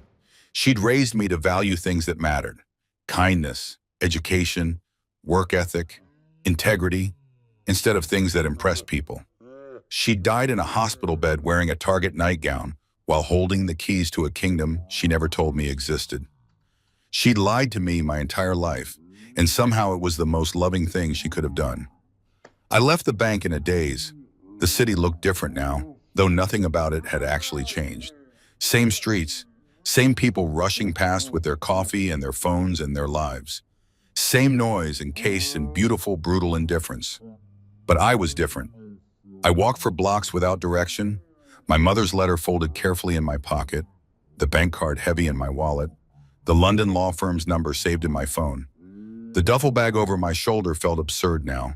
All my worldly possessions, carefully packed, ready to move into Marcus's cramped apartment and figure out how to rebuild from nothing. Except it wasn't nothing. It was $247 million, give or take, plus properties in 8 countries, plus investment portfolios, plus whatever else was waiting in London to be explained by lawyers who'd been managing my dynasty-level wealth while I'd been living in my wife's shadow. My phone buzzed. A text from Marcus. "You close? Sarah's making lunch. Nothing fancy, but you're welcome to join." I stared at the message. Marcus and Sarah, who were letting me crash on their couch out of friendship and pity. Who had no idea that I could buy their entire building without making a dent in my account. Who were making me lunch. Nothing fancy, while trying to figure out how to gently tell me I couldn't stay long. I should tell them. Should tell someone. This secret felt like it was burning a hole through my chest, too big to contain. But Rebecca's words echoed. Let whatever's happening in your personal life play out naturally. Let people show you who they really are. And my mother's. You don't owe anyone anything anymore. Not explanations, not apologies, not your presence in their lives. I texted back, 30 minutes out. Thanks, man. Then I called the London number. A woman answered on the second ring, British accent, professional but warm. "Whitmore and Associates, how may I direct your call?" "My name is David Chen. I was told to call about an estate matter." A pause, then, "Mr. Chen, we've been waiting for you. Please hold for Mr. Whitmore." Another pause, longer this time.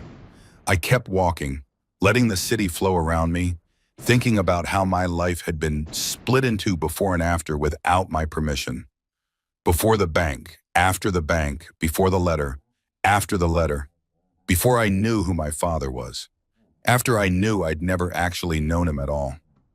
"Mr. Chen," the voice was male, older, cultured in that way British lawyers seem to have perfected. "Alexander Whitmore, I had the privilege of knowing your father and the honor of serving as executor for your mother's wishes. I cannot tell you how pleased we are that you finally accessed the account. We were beginning to worry. Worried I'd never use it. Worried about what that would mean for you. Yes. Your mother was very specific. You were to receive nothing until you needed it. The fact that you needed it concerns me. I thought about Elena, about the penthouse, about $700 in a smirk. I'm fine, I lied. Forgive me, Mr. Chen, but I've been managing family fortunes for 40 years. No one accesses an emergency inheritance when they're fine. However, that's neither here nor there. What matters now is bringing you up to speed on your holdings and ensuring proper transfer of authority. How soon can you fly to London? I don't know. I need to... To what? I had nowhere to go, no job to request time off from, no obligations tying me anywhere. The divorce papers would come whether I was in New York or London. Elena didn't want me at the penthouse. Marcus's couch was a temporary solution at best. I had nothing keeping me here except momentum, the weight of routine, the illusion that my life still existed in the shape I'd built it. I can come Monday, I heard myself say. Excellent. I'll have my assistant arrange everything. Flights, accommodation, transportation. Everything will be handled. Mr. Chen, I know this is overwhelming, but I promise you by the time you leave London, you'll understand not just your inheritance, but your father's vision for what you might do with it. Mr. Whitmore, yes? My mother, in her letter, she said my father wanted this money kept from me until I was strong enough to handle it. How did he know I'd ever be strong enough? A long pause, then softly, he didn't, Mr. Chen. That was your mother's gamble. Your father wanted you to have everything immediately, full access from birth, your legacy secured regardless of character. It was Margaret who insisted otherwise. She believed that struggle creates strength, that hardship builds wisdom, that a fortune given too early destroys more lives than it saves. And if she was wrong, if I'd never used the card, then the money would have gone to various charities upon your death, with a letter explaining why. Your mother was willing to sacrifice your inheritance and her relationship with you, even posthumously. rather than risk you becoming the kind of person wealth creates too easily. The kind of person Elena was, he meant but didn't say, the kind who measured worth in zeros and treated people like accessories, beautiful and disposable. I'll see you Monday, Mr. Whitmore. Monday. And Mr. Chen, welcome to your new life. Try to enjoy it. He hung up. I stood on the corner of 5th Avenue and 42nd Street, surrounded by thousands of people who had no idea that everything had just changed, watching the city pulse and breathe and continue forward like it always did. Somewhere uptown, Elena was probably still asleep, or maybe already entertaining her someone, celebrating her freedom from the burden of a husband who'd never quite measured up. Somewhere in my pocket, my mother's letter described a fortune that would make Elena's trust fund look like pocket change. And somewhere deep in my chest, something I'd thought was broken started to resemble something else entirely. Not quite hope, not yet, but possibility. The revenge of simply becoming who I'd always been. Only more so. Only amplified. Only free. Marcus's apartment smelled like garlic and burnt toast. I stood in the doorway of the 5th floor walk-up in Hell's Kitchen, my duffel bag still over my shoulder, and tried to reconcile the person I'd been when I left this morning with the person standing here now. Same clothes, same face in the reflection of their hallway mirror. Same David Chen who'd woken up in a penthouse and gone to sleep, or tried to, knowing he'd be homeless by Monday. Except nothing was the same at all. Dude, you look like hell, Marcus said, pulling me inside. Sarah's making grilled cheese. It's basically her only recipe, so prepare yourself for mediocrity. But it's food. He was trying to be cheerful, trying to make this less awkward than it was. Marcus had always been like that, the friend who showed up, who made room, who asked questions later. We'd met in grad school, bonded over being the scholarship kids in a sea of trust fund economists, stayed friends even after I'd married into the world we'd both resented. He'd never liked Elena, had been too polite to say it directly, but I'd seen it in his face at the wedding, in the way he gradually stopped inviting us to things, in how our friendship had winnowed down to occasional texts and the kind of surface-level catch-ups that mean you are not really friends anymore, just people who used to be. And now I was here, on his couch, pretending to be the person he thought I was. Thanks for this, I said, dropping my bag by the door. I know it's not ideal. It's fine, really. Sarah's a little stressed about the space, but she'll get over it.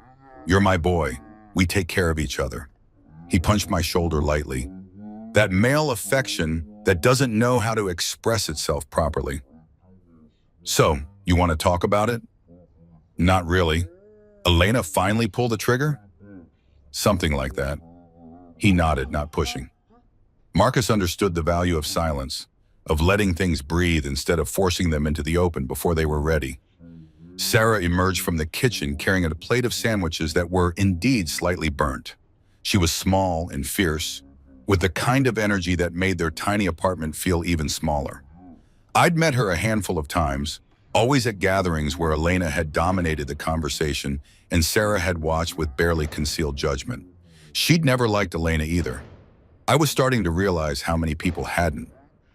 David, she said, not unkindly but not warmly either.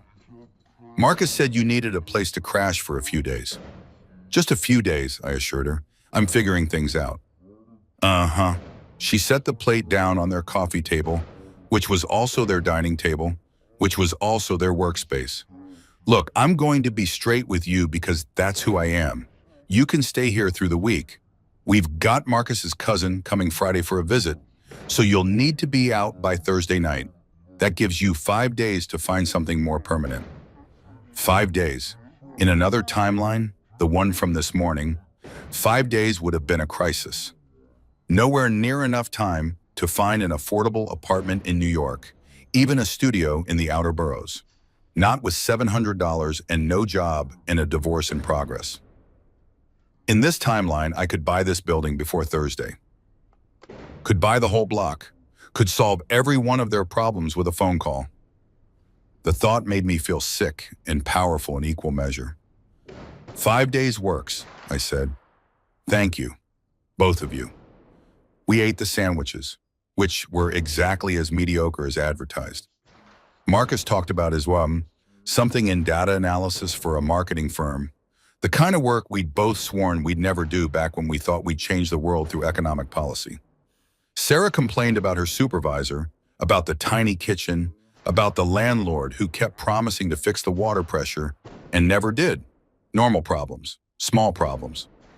The kind that consumed your entire world when you lived in 600 square feet and split rent 3 ways with your salary and your partner's salary, and the side hustle you pretended was a temporary thing but knew, deep down, was probably permanent. I listened and nodded and contributed nothing about my own situation. And the whole time I felt like a fraud, like I was playing a part in a show where everyone else thought it was real life. My phone buzzed. An email from Whitmore and Associates. Flight confirmation attached. British Airways first class, JFK to Heathrow, Monday 8 o'clock a.m. Car service will collect you at 5:30 a.m. from the address on file. Please confirm receipt. I stared at the screen. The address on file would be the penthouse, the one I'd been evicted from. I typed back quickly. Address has changed. We'll send updates shortly. Another buzz, almost immediate.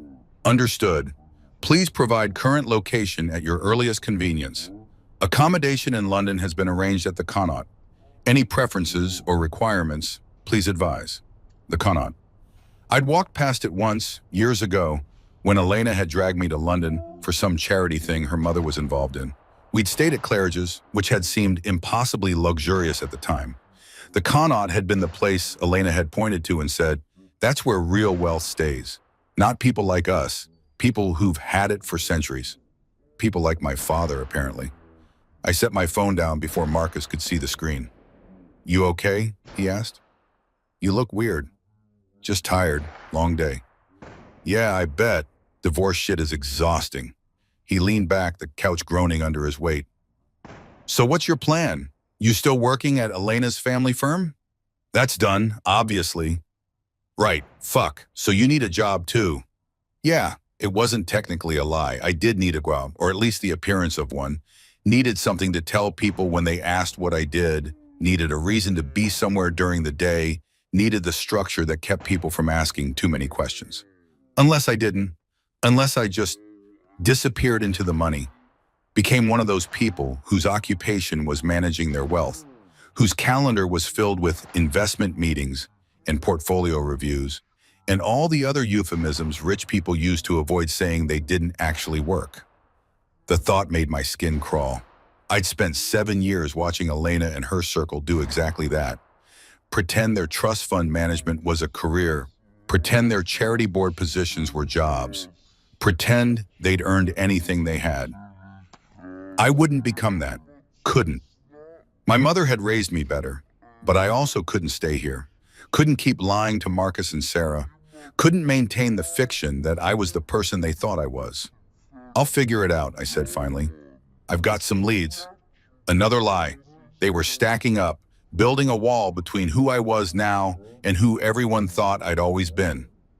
That night I lay on Marcus's couch, lumpy, too short, smelling faintly of the takeout they ate too often, and stared at the ceiling. The apartment was quiet except for the sounds of the city filtering through thin walls. Sirens, voices, the constant hum of 8 million people living on top of each other. In the bedroom, I could hear Marcus and Sarah's muffled conversation. Something about bills and whether they could afford to order in tomorrow or if they should finally learn to cook something besides grilled cheese. I pulled out my phone and opened my banking app, the one I used to check my personal account this morning, and confirm Elena's claim that I had $700 to my name. Then I added the new account, the one from my mother, the one the banker had helped me link before I'd left in a daze. The balance loaded slowly as if the app itself couldn't believe what it was seeing. $247, $384, $29.43. I watched the number, waiting for it to change, to reveal itself as a glitch, or a mistake, or a hallucination brought on by stress. But it just sat there, solid and real and impossible. More money than I could spend in 10 lifetimes, even if I tried. I thought about Marcus in the next room, worried about whether they could afford Thai food. I thought about the water pressure that didn't work, the landlord who didn't care, the cousin coming Friday who would displace me because they literally didn't have room for both. I thought about how easy it would be to fix all of this. One phone call, one transfer, problem solved, friendship secured, gratitude eternal. But Rebecca Stein's warning echoed, let people show you who they really are without the variable of wealth confusing things. And my mother's, it will make you question every relationship, every friendship, every kindness. Marcus was my friend, had been my friend through grad school, through the early days with Elena, when I'd still been naive enough to think love conquered all, through the slow dissolution of our regular hangouts as my wife had gradually isolated me from everyone who remembered who I'd been before. He was helping me now because that's what friends did. Not because of what I had, but because of who he thought I was. If I told him, if I fixed his problems with my newfound fortune, I'd never know for sure. Never know if he'd have stayed my friend without it. Never know if the help was genuine or strategic. Never know if our relationship was real or just another transaction in a world that ran on them. I closed the banking app and opened my email instead. The message from Elena's lawyer had arrived while I'd been walking to Marcus's place.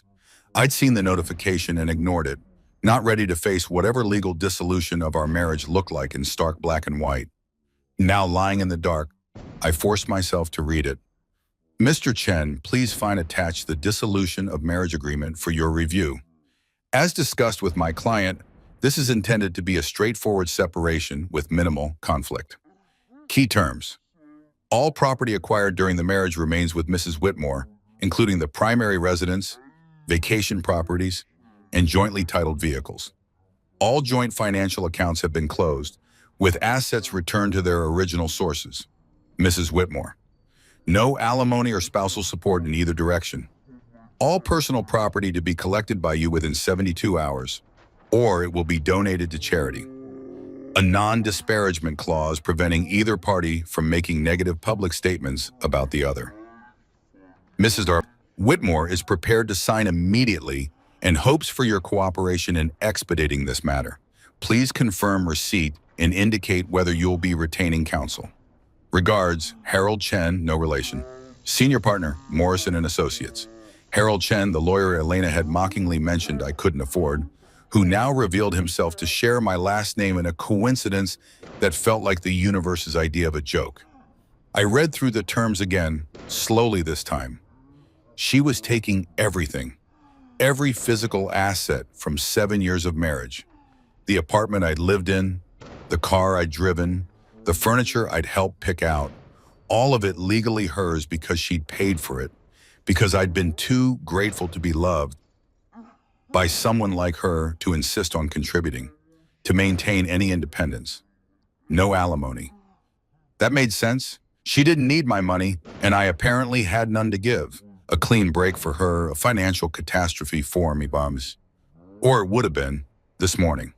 Now it was just insulting, petty, the kind of power play people made when they thought they held all the cards and you held none. A non-disparagement clause. That was interesting. That meant she was worried about what I might say, what stories I might tell, what truths I might reveal about our marriage. It meant she understood, on some level, that she'd behaved badly enough that she needed legal protection from the consequences. I should sign it, should take the easy way out, let her have her clean break and her clear conscience and her certainty that she'd won. But something in me, something my mother had maybe known would be there when she designed this whole elaborate test, refused, not yet. Not until Elena had shown me fully who she was, until this played out to its natural conclusion, until I understood exactly what 7 years of my life had meant to the woman who'd promised to love me forever. I drafted a response. Mr. Chen, I've received the dissolution agreement and am reviewing the terms. I'll need a few days to consider my options. I'm currently in the process of relocating and securing counsel. Regarding the 72-hour personal property deadline, I'll arrange to collect my belongings this week. Please inform Mrs. Whitmore that I'll be in touch to schedule a time. I'll respond to the broader agreement by end of week. David Chen, professional, calm, giving nothing away. I hit send before I could second-guess myself. Sunday morning arrived with rain again, as if the weather had decided to match the general misery of my circumstances. Marcus and Sarah left early for some brunchy thing with friends, inviting me with the kind of forced enthusiasm that made it clear they hoped I'd decline. I did, claiming exhaustion, grateful for a few hours alone in the apartment. The moment the door closed behind them, I called London. Alexander Whitmore answered on the first ring. Mr. Chen, I hope you've had time to process yesterday's revelations.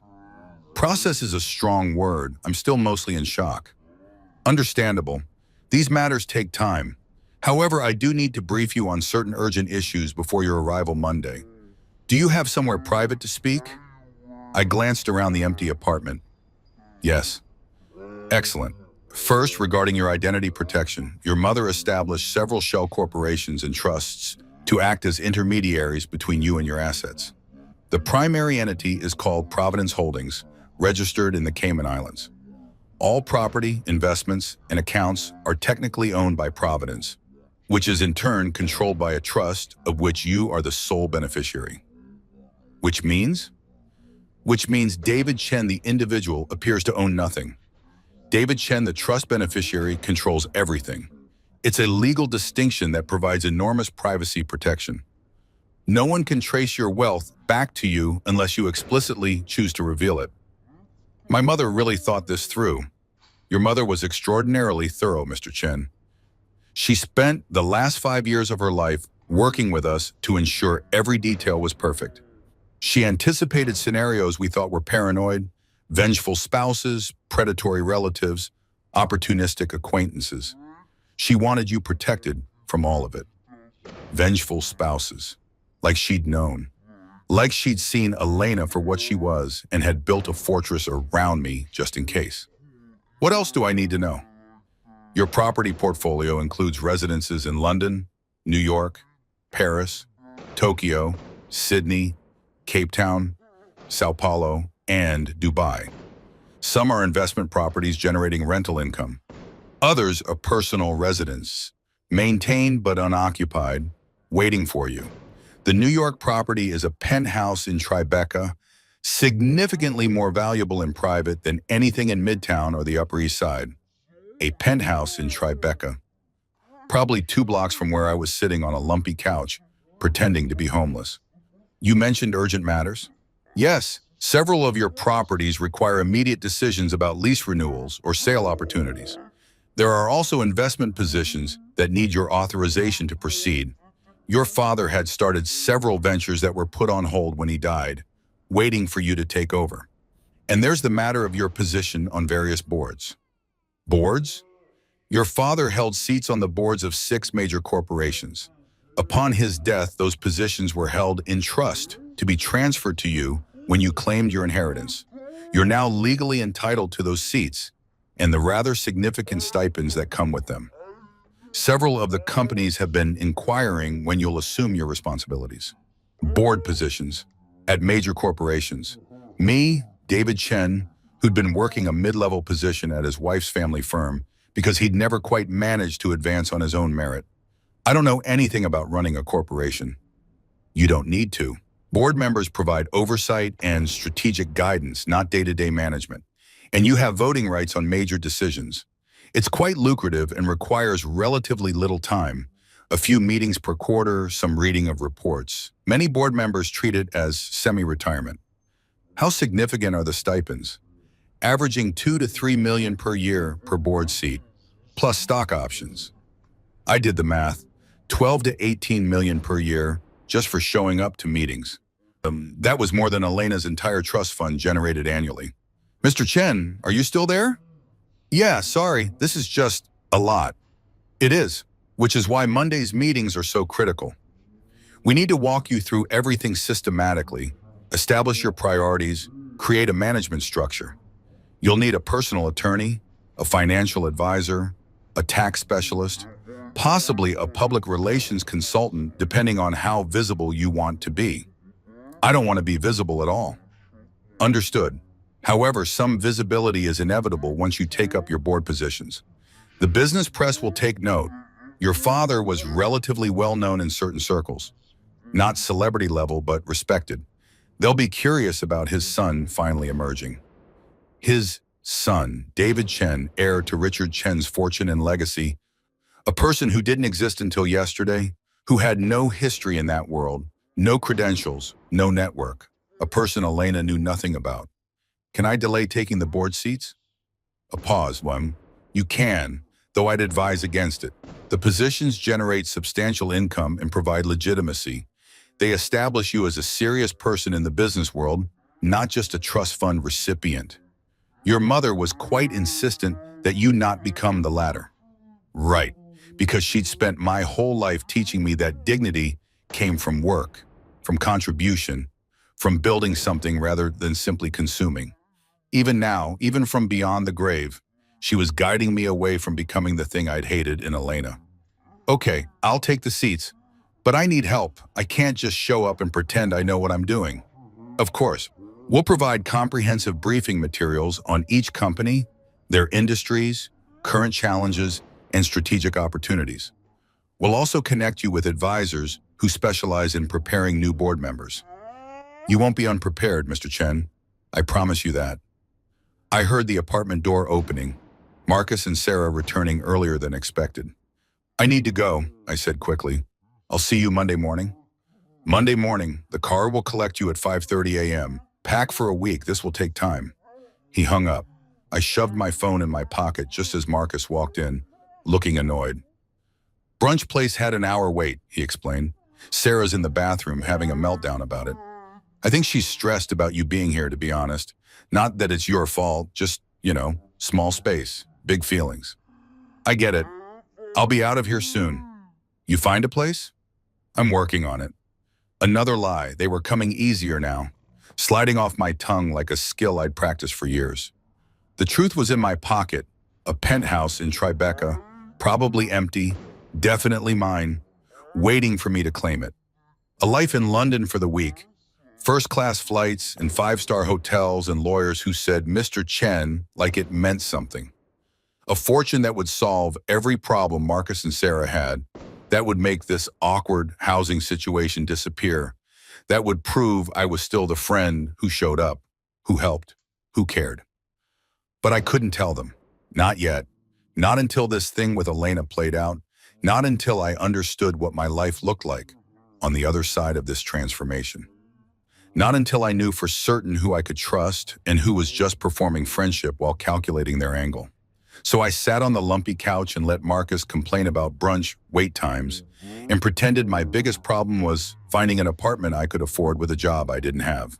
And somewhere in the back of my mind, I heard my mother's voice. This is the burden, David.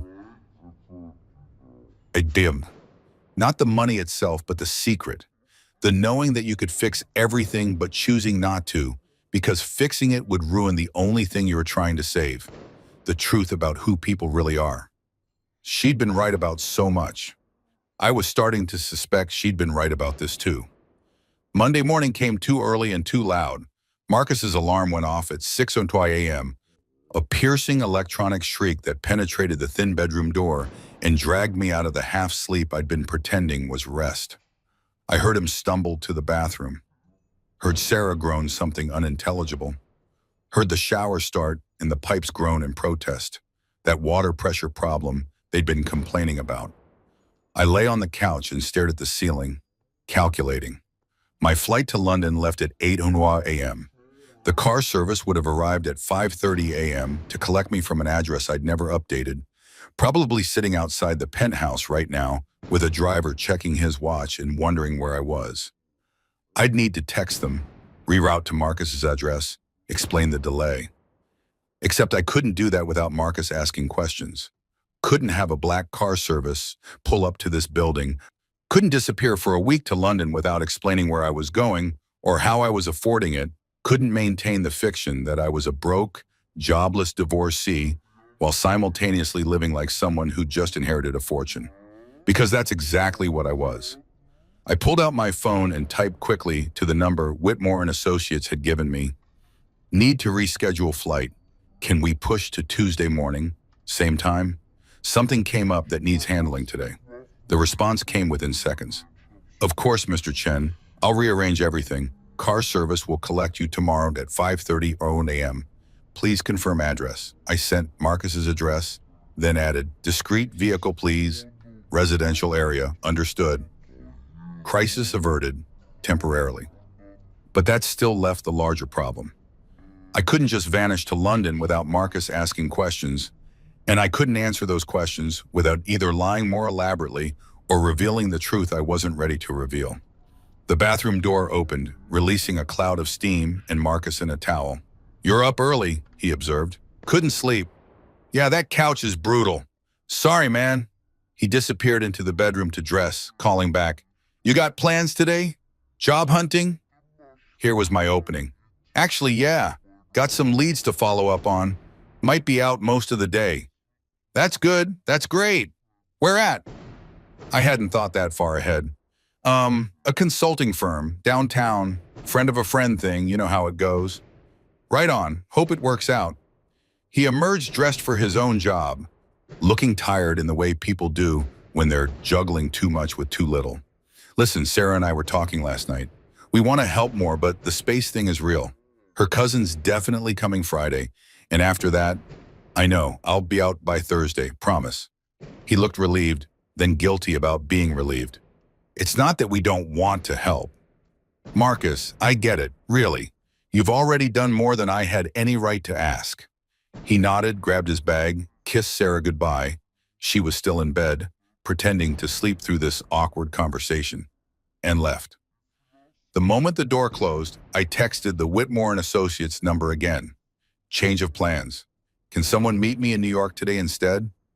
Need to access the Tribeca property and handle some personal matters before flying to London." The reply came fast. "I'll have someone there by noon. The property manager can meet you at the building. Do you need anything prepared? Furnishings, provisions, etc." I looked around Marcus's apartment, the peeling paint, the cramped space, the couch that had destroyed my back. "Yes, make it livable. I may need to stay there this week." "Understood.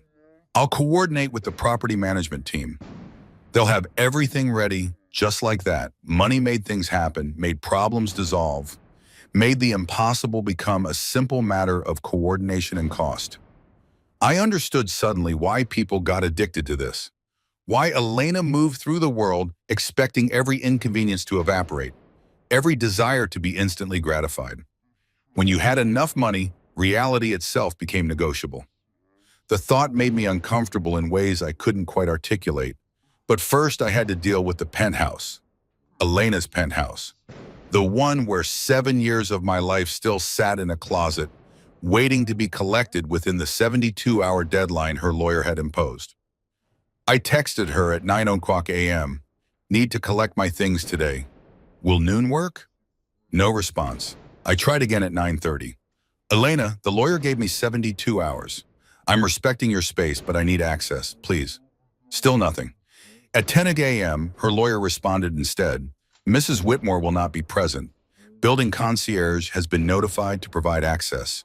Please complete your collection by 2:00 p.m. Not even the courtesy of a direct response. Just her lawyer maintaining the buffer, keeping everything clinical and distant. Fine. I packed my duffel bag, still mostly empty since I'd barely unpacked at Marcus's, and headed uptown. The subway was crowded with Monday morning energy, people pressed together in that particularly New York way of being physically intimate with strangers while maintaining absolute psychological distance. I used to hate the subway. Elena had insisted we take cars everywhere. Ubers when she was feeling casual. Her driver when she wanted to feel important. She'd made fun of people who took public transportation, called it unnecessarily democratic, like rubbing shoulders with regular New Yorkers was beneath her. Now, standing in a car packed with delivery workers and students and office drones, I felt more real than I had in years. These were people who worked for what they had, who counted dollars, who understood that time was money because they sold their time in hourly increments. These were people my mother had wanted me to understand, to be in the ways that mattered. The penthouse building looked exactly the same as it had Saturday night. Imposing, expensive, dripping with the kind of luxury that whispered rather than shouted. The doorman I'd said good morning to 1,000 times looked through me like I was already a ghost. "I'm here to collect some belongings," I told him. "From 23B, the lawyer should have..." "Yes, sir. Mrs. Whitmore's attorney called. You have until 2 p.m. He handed me a temporary access key. Please return this to the desk when you're finished. Mrs. Whitmore, not Elena, not even your wife. The divorce wasn't final, wouldn't be for weeks, but in the doorman's eyes, I was already erased, already nobody. I took the elevator to the 23rd floor, my hands shaking slightly as the numbers climbed. The hallway was silent. It always was, insulated by money and architecture from the chaos of the city below. The key worked. The door swung open. The apartment had been cleaned. Professionally, thoroughly, like they were erasing evidence of a crime. The surfaces gleamed. The air smelled of expensive lemon polish and something floral. Fresh flowers sat in the vase by the window. White orchids, Elena's favorite. Definitely not there Saturday night. She'd already moved on. Already begun the process of erasing me from this space, from her life, from her story. I walked through rooms I'd lived in for 7 years and felt like a stranger. The furniture was the same, but it looked different somehow, more like a magazine spread than a home. Had it always been like this, or had I just stopped noticing at some point, stopped seeing the carefully curated perfection that left no room for actual living? The bedroom was where it hit me hardest. Our bed, her bed, I had to remind myself, was perfectly made. New sheets, I noticed. White instead of the blue ones we'd had. The photos that had sat on the nightstand were gone. My nightstand was completely empty, cleared of the books and glasses and random accumulated debris of shared sleeping space. On my pillow sat an envelope. I recognized Elena's handwriting on the front. David. My hands shook as I opened it. David, I'm not good at confrontation, so I'm doing this in writing. Cowardly, I know, but honest at least. Our marriage is over, has been over for a long time. If I'm being truthful with myself, we both know it. We've been performing for months, maybe years, going through motions, pretending we're something we're not. I don't hate you. I want you to know that. You're a good person, kind, smart, everything my mother said I should want in a husband. But good isn't enough. Kind isn't enough. I need more than nice dinners and comfortable silences in someone who fits the picture. I need someone who excites me, who challenges me, who makes me feel alive instead of just settled. You deserve that too, even if you don't realize it yet. You deserve someone who loves you for who you are, not who they're trying to make you into. I tried to make you into someone you're not, someone comfortable in my world, someone who could keep up with my friends, someone who wanted the life I wanted. It wasn't fair to either of us. The prenup was always about protecting my family's assets, not about not trusting you. But I'm not going to pretend it doesn't make this easier. You get a clean break. I get a clean break. No alimony, no fights about money, no dragging this out in court while lawyers get rich and we both get bitter. Take your things. Take whatever matters to you. The rest is just stuff, and I have plenty of stuff. I'm sorry it ended this way. I'm sorry I wasted 7 years of your life. I'm sorry I couldn't be who you needed, and that you couldn't be who I needed. But I'm not sorry for the good parts. There were good parts, David. Remember those if you can. Be well. I read it twice, then a third time. It was honest. I had to give her that. Brutally, casually honest in the way people can be when they're already emotionally checked out and just want permission to stop pretending. She didn't hate me. She just didn't love me, didn't want me, didn't find me exciting or challenging or alive enough.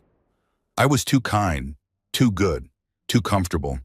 And the prenup that had protected her family's assets, the one I'd signed without really reading because I'd been too in love to imagine needing protection from the person I was marrying, made everything easy, made me disposable without complication.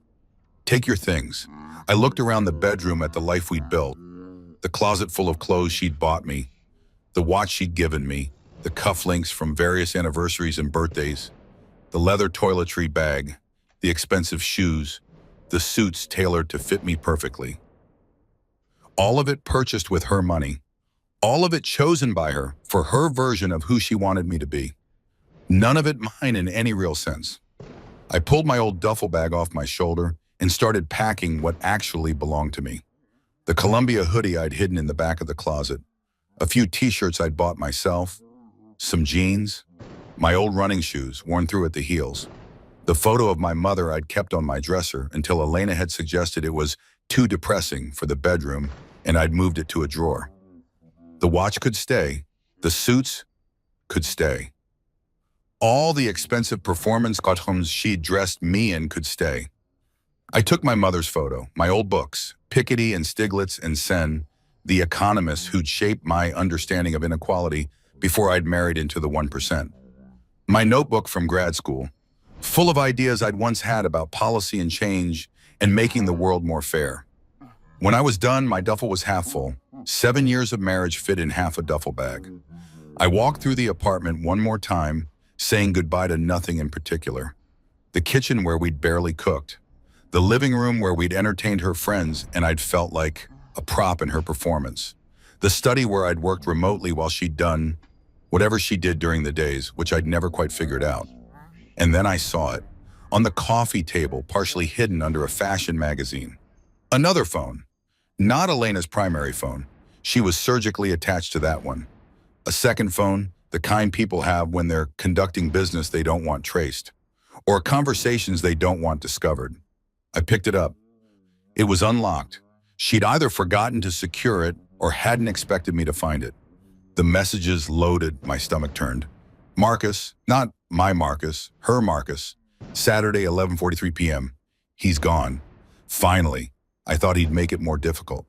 Elena, Saturday, 11:45 p.m. He was always easy to handle, too grateful to put up a fight. Marcus, Saturday, 11:47 p.m. When can I come over? Elena, Saturday, 11:48 p.m. Now, I sent the staff away. Bring champagne, we're celebrating. I scrolled up. Weeks of messages, months maybe, planning the divorce, strategizing how to minimize what I could take, laughing about how I'd been completely clueless, that she'd been seeing someone else. And then, from 3 months ago, Marcus, are you sure about the joint account thing? Seems harsh. Elena, he never contributed to it anyway. It's my money. He's just been living off me like a leech for 7 years. I'm taking back what's mine. Marcus, I guess. Still feels cold. Elena, that's business, baby. Emotions are for people who can't afford lawyers. I took a photo of the screen, then another, and another. Every message that showed premeditation, showed the affair, showed exactly who Elena Whitmore really was when she thought no one was watching. The non-disparagement clause in the divorce agreement suddenly made a lot more sense. I put the phone back exactly where I'd found it, returned to the bedroom, grabbed my half-full duffel bag, and walked out. At the door, I paused, looked back at the penthouse one last time, the gleaming surfaces, the perfect furniture, the white orchids that had replaced me so seamlessly. Good riddance, I thought, and I meant it. The Tribeca property was everything the uptown penthouse wasn't. The building was understated, converted factory, red brick, the kind of place that whispered wealth instead of screaming it. The lobby was industrial chic, all exposed beams and polished concrete, with a single desk where a woman in her 40s sat reading a tablet.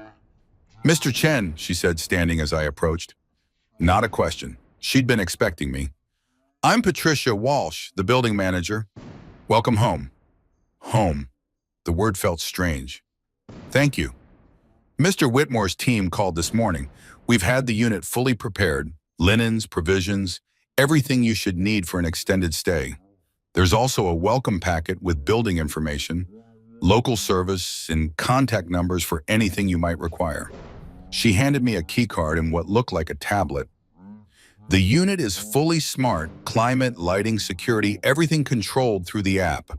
I've programmed your preferences based on what the London office provided. What preferences? They don't know. From your mother's notes, Mr. Chen. She was very thorough. Of course she was. Even dead, my mother was taking care of me.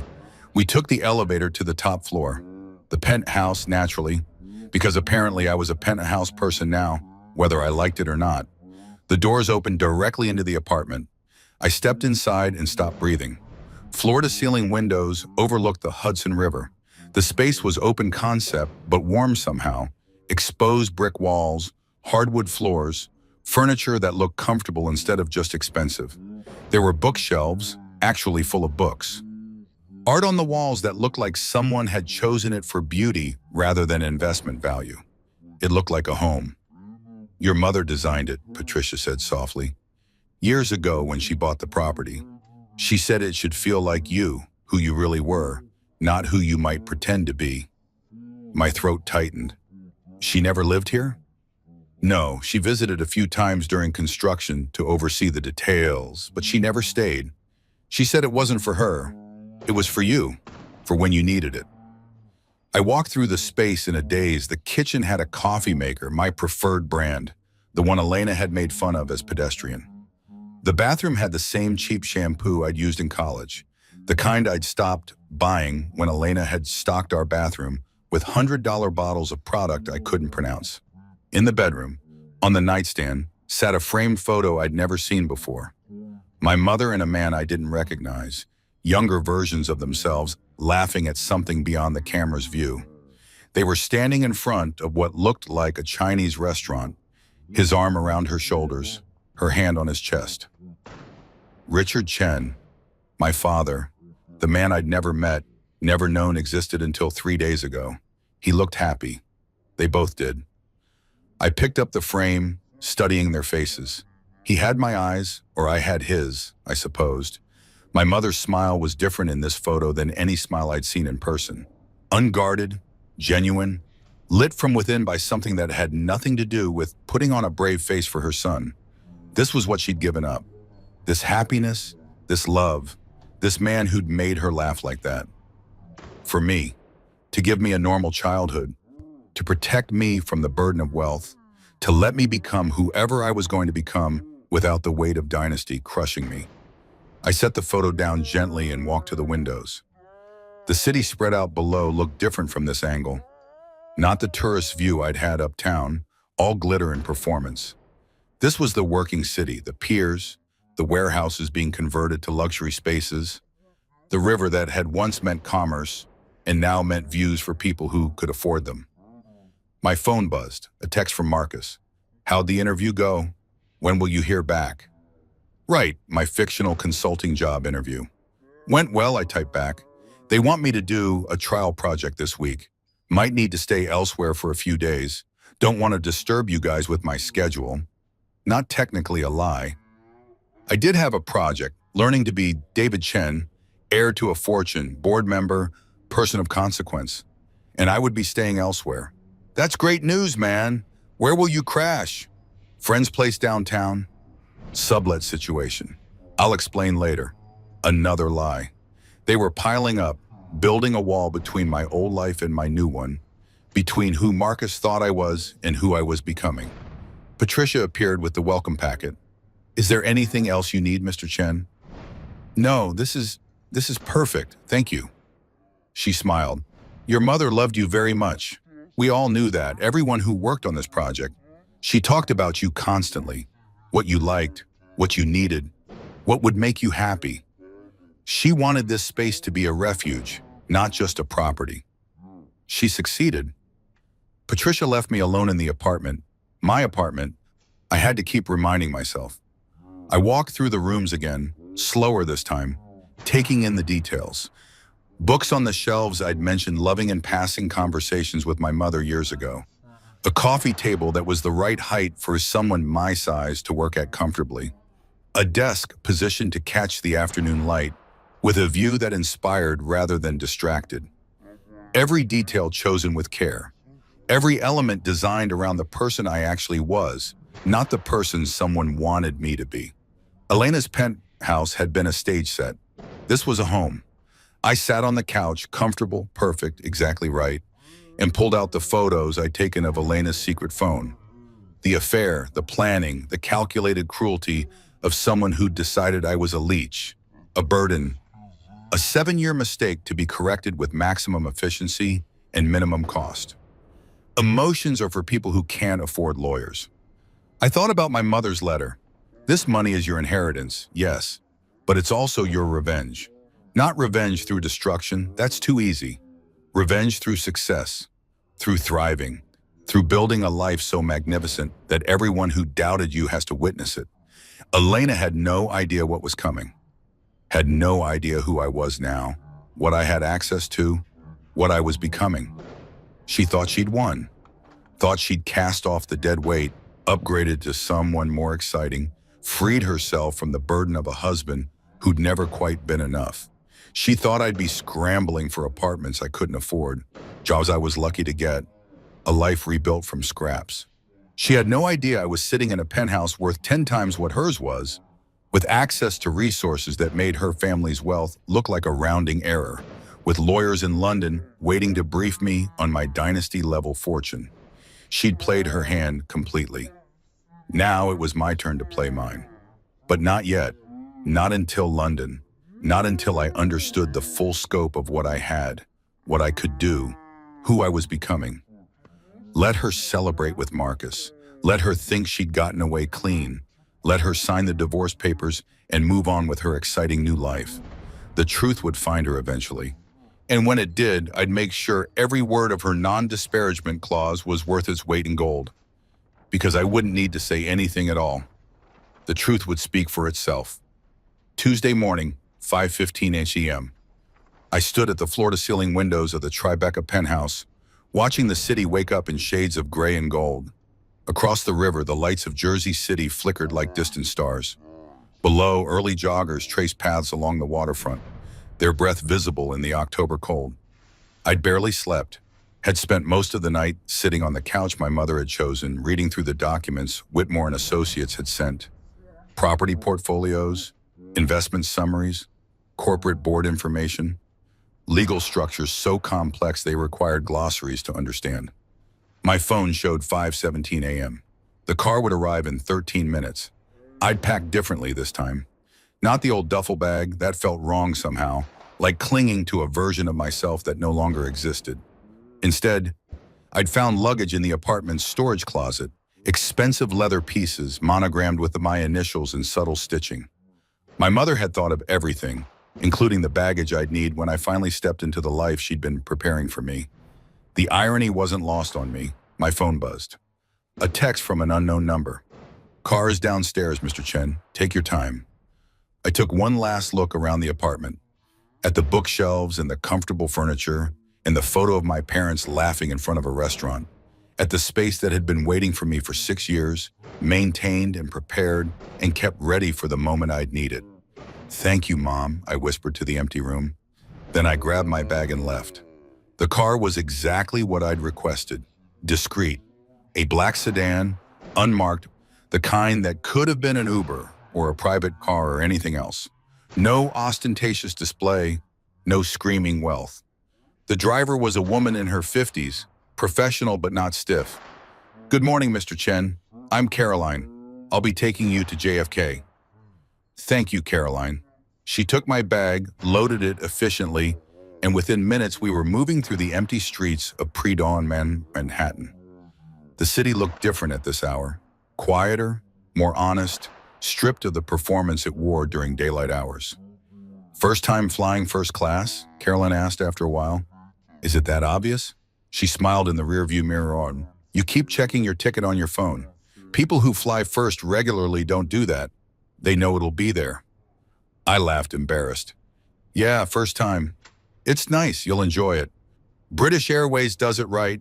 Lie flat seats, actual food, people who leave you alone if you want to be left alone." That last part sounds perfect. We drove in comfortable silence for a while. The sunrise was beginning now, painting the sky in colors that made the city look almost beautiful, almost forgivable. My phone buzzed. Elena's lawyer. "Mrs. Whitmore has signed the divorce papers.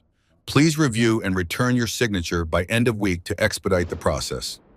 She'd signed, already. We'd been married 7 years and she'd signed away the whole thing in less than 72 hours. I should have felt something, pain, anger, loss. Instead, I just felt tired.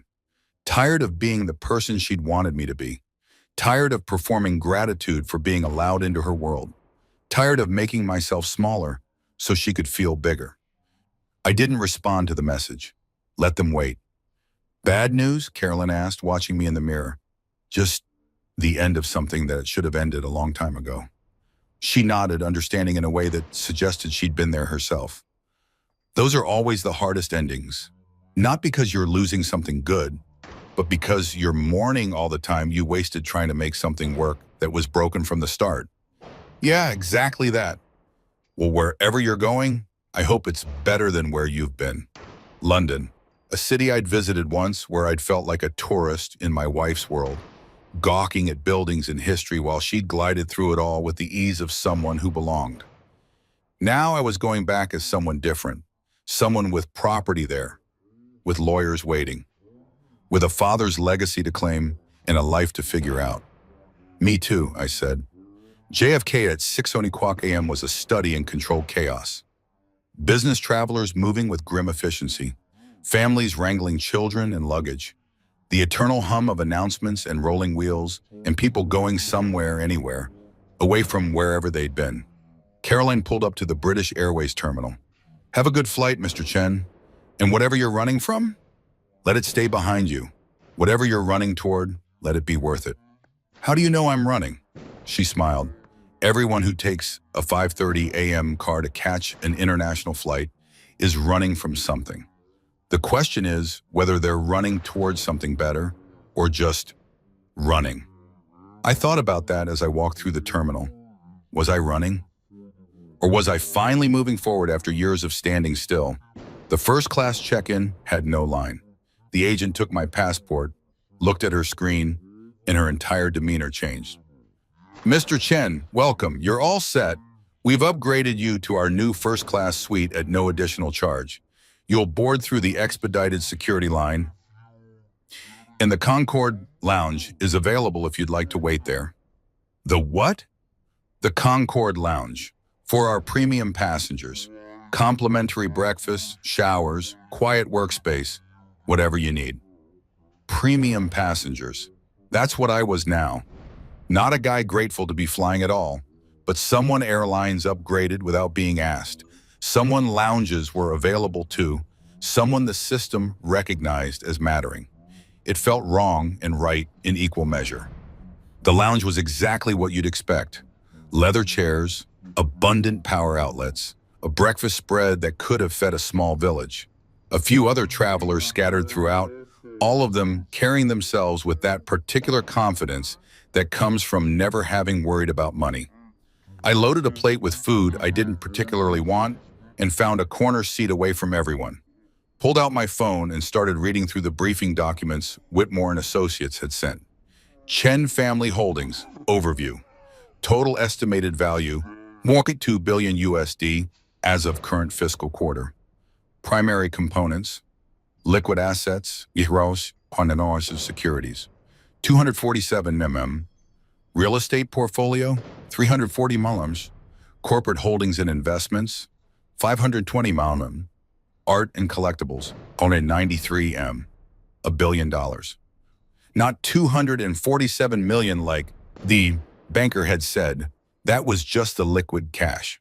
The full portfolio was $1 billion. I read the number 3 times trying to make it feel real. Failing, the real estate section was particularly overwhelming. London, 5-bedroom penthouse, Mayfair. So I exchange value 45 some. New York, Tribeca penthouse, 4-bedroom, and value 38 arms. Paris, historic apartment, 6th arrondissement, value 22 mm. Tokyo, modern residence, Shibuya, value 118. Sydney, waterfront home, Point Piper, value 28 million. Cape Town, Villa Clifton, value 25. São Paulo, penthouse, Jardins, value 8 million. Dubai, apartment, Burj Khalifa, value 15 million. Additional investment properties generating rental income, 23 units across various markets. Total loss, value 154 million. I owned property on 4 continents. Had homes in cities I'd barely heard of, let alone visited. The apartment in Paris alone was worth more than most people would earn in multiple lifetimes. And I'd been living in Elena's penthouse, grateful for the privilege, never knowing I had my own property sitting empty, waiting for me. The corporate holdings were even more staggering. Board positions with voting rights and stipends. Tech venture capital partners, annual stipend 2.8. Global Logistics International, annual stipend, see 3.2. Chen Pacific Investment Group, annual stipend 2.1 Renewable Energy Holdings Limited, annual stipend 1.9 M. Healthcare Innovation Fund, annual stipend 2.4 M. Asian Markets Development Corp, annual stipend 3.1 M. $15 million per year just for attending board meetings. That was more than Elena's entire family generated from their supposedly impressive trust fund. I was richer than the woman who'd thrown me out for being poor. The absurdity of it would have been funny if it wasn't so devastating. First time seeing the big picture, I looked up. A man in his 60s had taken the seat across from me. Silver hair, expensive suit, the kind of face that had spent decades in boardrooms making decisions that affected thousands of lives. "I'm sorry," he gestured at my tablet. "The way you're staring at those documents, the particular expression of someone seeing their net worth laid out for the first time and trying to process what it means. I've seen that look before, usually on the faces of lottery winners or people who've just inherited something significant." I should have been annoyed at the intrusion. Instead, I was curious. "Which were you?" "Neither. I built mine the old-fashioned way. 60-hour weeks for 40 years, 3 failed marriages, and more stress ulcers than any human should survive." He extended a hand. "Jonathan Chen. No relation, I assume, though the name made me notice your documents." I shook his hand. "David Chen. And no, probably not related, though I'm learning my family history is more complicated than I thought." "Isn't everyone's?" He settled back in his chair. "Word of advice, if you want it, don't let the numbers define you. I see a lot of people, young people usually, who inherit or suddenly acquire significant wealth, and it destroys them. They stop being people and become portfolios. Stop having goals and start having acquisition strategies." "You think that's what happens?" "I think money is a tool or a trap depending on how you approach it. Used right, it gives you freedom. Freedom to pursue what matters, to help who you want to help, to build something meaningful. Used wrong, it becomes your identity, your only identity."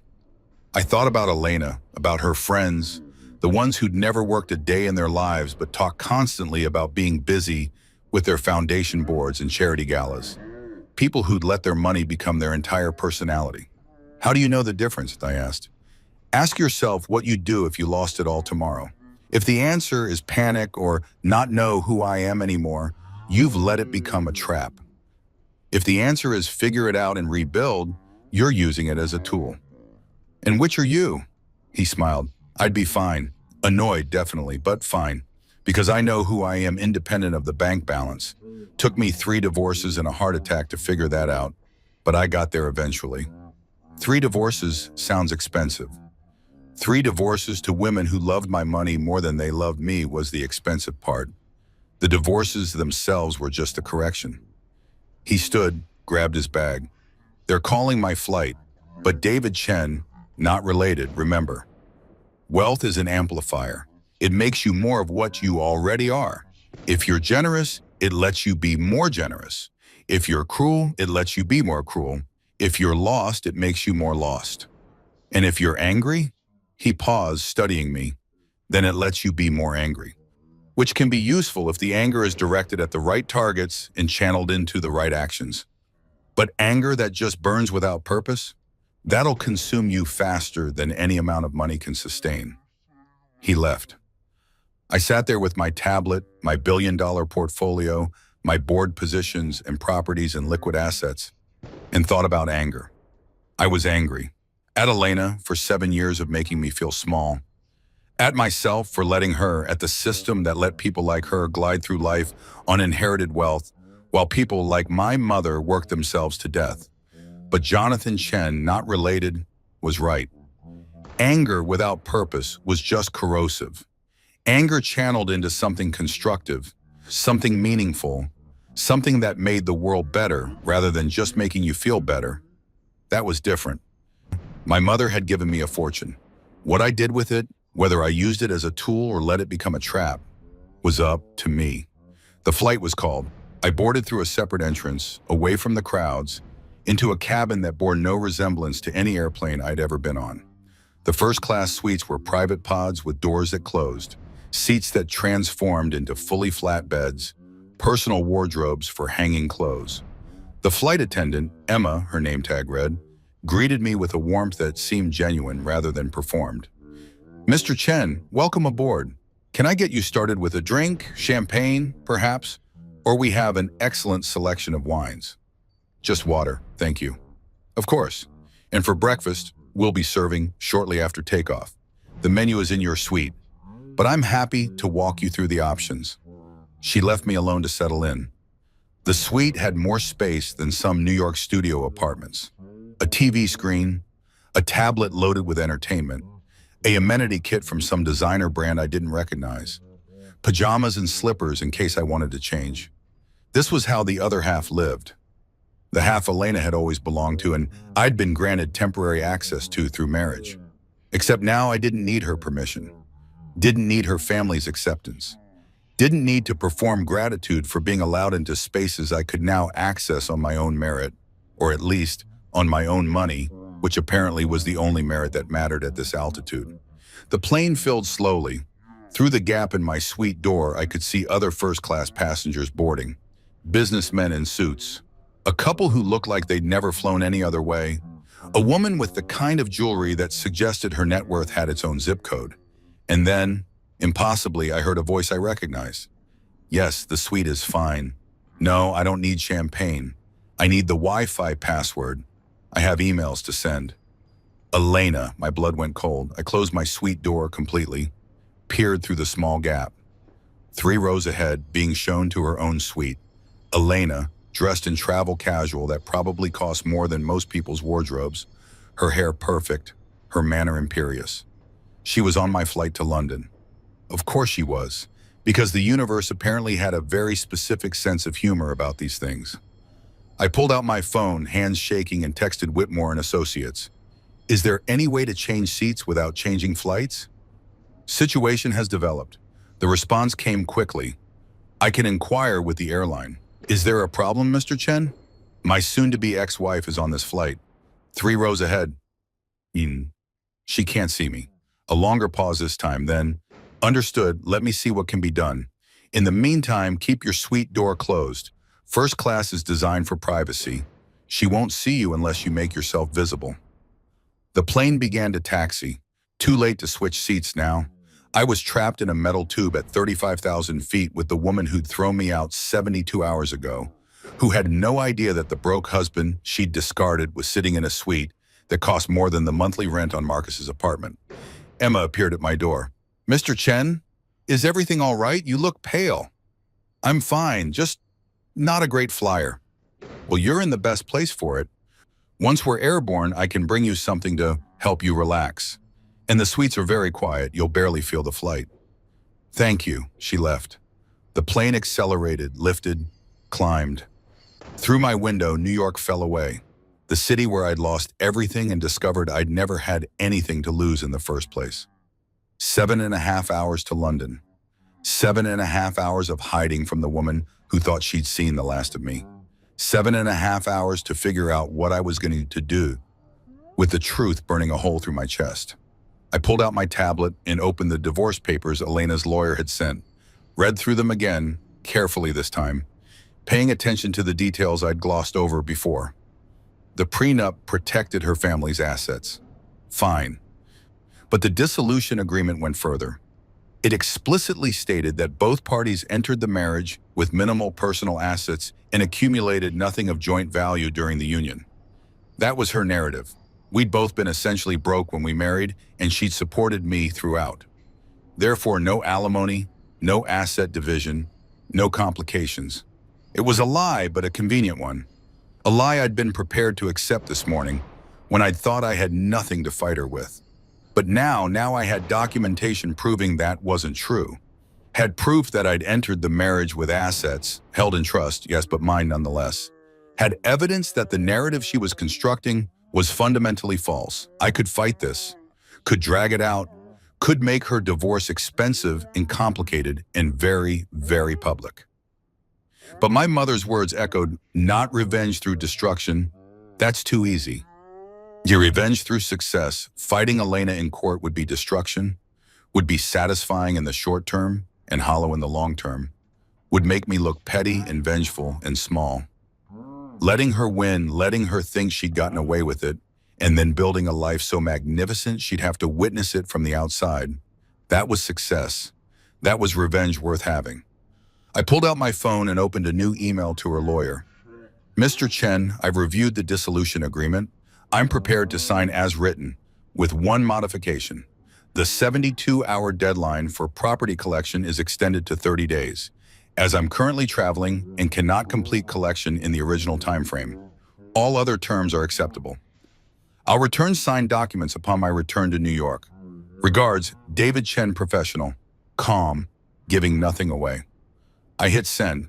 Then I opened the folder Whitmore & Associates had sent labeled Board Meeting Calendar and started reading. 6 board positions, 18 meetings per quarter. Each one an opportunity to learn, to contribute, to prove I was more than just an inheritance recipient. To become someone who deserved the fortune my father had left and my mother had protected. To become someone who didn't need Elena's validation or approval or presence in my life. Someone who could look back at 7 years of marriage and see it as a chapter that ended badly but taught necessary lessons. Someone who could sit 3 rows behind his soon-to-be ex-wife at 35,000 feet and feel nothing but pity for how small her world was about to become. The suite door opened slightly. Emma. Ubayanen, Emma with a tray. I brought you the breakfast service. I noticed you seemed stressed earlier, so I included the smoked salmon. Comfort food, at least for me. I smiled despite everything. Thank you, Emma. And Mr. Chen, whoever she is, whatever happened, you're going somewhere better. I can always tell. How? Body language. People flying towards something good sit differently than people flying away from something bad. You're doing both, which means you're in transition. And transitions are hard, but they're also where life gets interesting. She left me with breakfast and wisdom and the gentle hum of engines carrying me toward a life I hadn't known existed 72 hours ago. Somewhere ahead, Elena was probably checking email, planning her exciting new life with her exciting new man, celebrating her clean break from the burden of a husband who'd never been quite enough. She had no idea I was 3 rows behind her. She had no idea what was waiting for me in London. She had no idea that by the time this flight landed, I'd be a different person than the one she'd thrown away. I ate my breakfast, the smoked salmon really was comfort food, and watched the Atlantic scroll by below, dark and endless and full of possibility. Behind me, 7 years of being small. Ahead, whatever I chose to build with the tools my mother had left me. The choice finally was mine. Heathrow at 9 p.m. local time was a blur of fluorescent lights and crowds moving with the exhausted determination of people who'd been compressed into metal tubes for hours and just wanted to be anywhere else. I'd spent the entire flight in my suite with the door closed, pretending to sleep, actually reading through board meeting minutes and financial reports until my eyes burned. Emma had checked on me periodically, bringing meals I barely touched, asking if I needed anything with the kind of attentiveness that made me wonder if the airline had been told I was someone important, which apparently I was. 3 rows ahead, Elena had disembarked first. First-class passengers got priority everything, a fact I was learning in real time. I'd watched through the gap in my door as she'd swept past. Phone pressed to her ear, laughing at something someone said. Probably Marcus, probably planning where they'd meet in London, what exciting things they'd do together now that she was free. I waited until she was completely gone before leaving my suite. Immigration was surprisingly quick. The officer glanced at my passport, asked the purpose of my visit. Business, I'd said, which was technically true, and waved me through without the usual interrogation about return flights and accommodation. Money, I was learning, made borders more permeable. Baggage claim was where it got interesting. I was standing at the carousel watching luggage circle like some kind of existential meditation on travel when I heard my name. Mr. Chen? I turned, a man in his 30s, impeccably dressed in a dark suit holding a tablet with my name on it. Behind him, a woman about the same age with sharp eyes and a leather portfolio. Yes? James Crawford, the man said, extending his hand. From Whitmore and Associates. This is my colleague, Rachel Okonkwo. Mr. Whitmore sent us to collect you and provide initial briefing during the drive into the city. Oh, I thought I'd just take a cab. Please, Rachel said, her accent British with Nigerian undertones. We have a car waiting, and there's quite a bit to cover before your meetings tomorrow. It's easier to start now, if you don't mind. Mind? I was still trying to process that they'd sent 2 lawyers to the airport to collect me like I was someone whose time was too valuable to waste on ground transportation logistics. Sure, okay. My bag appeared on the carousel, easy to spot among the standard black luggage, the monogrammed leather standing out like a beacon. James grabbed it before I could move. This way, please. They led me through the terminal, past the taxi queues and shuttle bus stops, to a private car park where a Mercedes waited, engine running, driver ready. This was how the other half traveled. Not waiting in lines, not figuring out ground transportation, not worrying about anything except showing up and being driven to wherever they needed to be. The car was warm, comfortable, equipped with bottled water and a small selection of snacks. James and Rachel sat across from me, tablets out, looking like they were about to conduct a mobile board meeting, which I suppose they were. So, Rachel began as the car pulled into London traffic. How much do you know about your father's business empire? Almost nothing. Until Saturday, I didn't know he existed. They exchanged a glance that suggested they'd expected this answer. Right, James said. Well, the short version is that Richard Chen was a financial genius who made his first fortune in technology investments in the late 1980s, then diversified into real estate, venture capital, and strategic acquisitions. He was particularly skilled at identifying emerging markets before they emerged, invested heavily in Asian tech companies before the boom, renewable energy before it was fashionable, logistics infrastructure before e-commerce made it essential. He was also intensely private, Rachel added. Most of his wealth was held through shell companies and trusts. His name didn't appear on rich lists or in business magazines. People in certain circles knew of him, respected him, but the general public had no idea he existed, like my mother had wanted for me. Your mother's instructions were very specific, James continued. You were to inherit everything, but only when you accessed the account she'd given you. Until then, the assets were to be managed conservatively, grown steadily, and kept completely separate from your life. Why? I mean, I understand she wanted me to have a normal childhood, but why keep it secret even after I was an adult? Rachel leaned forward. Because she wanted to make sure you developed your own identity first. Wanted you to build relationships based on who you are, not what you have. Wanted you to understand the value of work, of struggle, of building something from nothing. She wanted you to be strong enough to handle wealth without letting it define you, James said. And she was willing to gamble your entire inheritance on that belief. If you'd never used the card, never needed the money, it would have gone to charity. She was that committed to the idea that you shouldn't have access to wealth until you were ready for it. The car moved through London streets that looked vaguely familiar from my one previous visit. Except then, I'd been seeing the city through Elena's filter.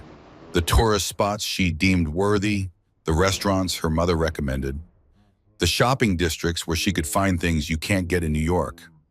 Now I was seeing it as someone who apparently owned property here, who had business here, who belonged in whatever complicated way inherited wealth conferred belonging. So what happens now, I asked. Rachel opened her portfolio.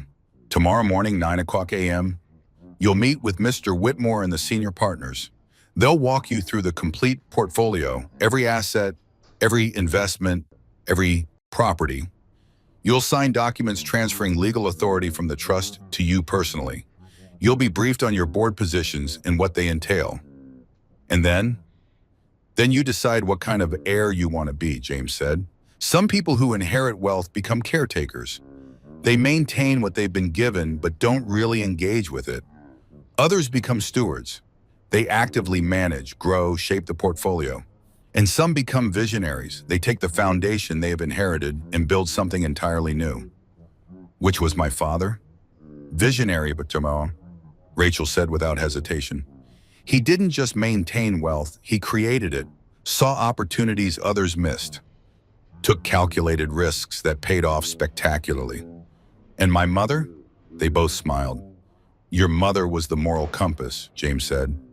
Richard would come up with brilliant financial strategies, and Margaret would ask if they were ethical, if they helped people or just extracted value, if they built something meaningful or just accumulated more zeros.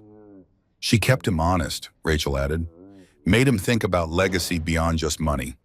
Several of his most successful ventures, the renewable energy investments, the healthcare innovation fund, the educational infrastructure projects in developing countries, those were all her influence.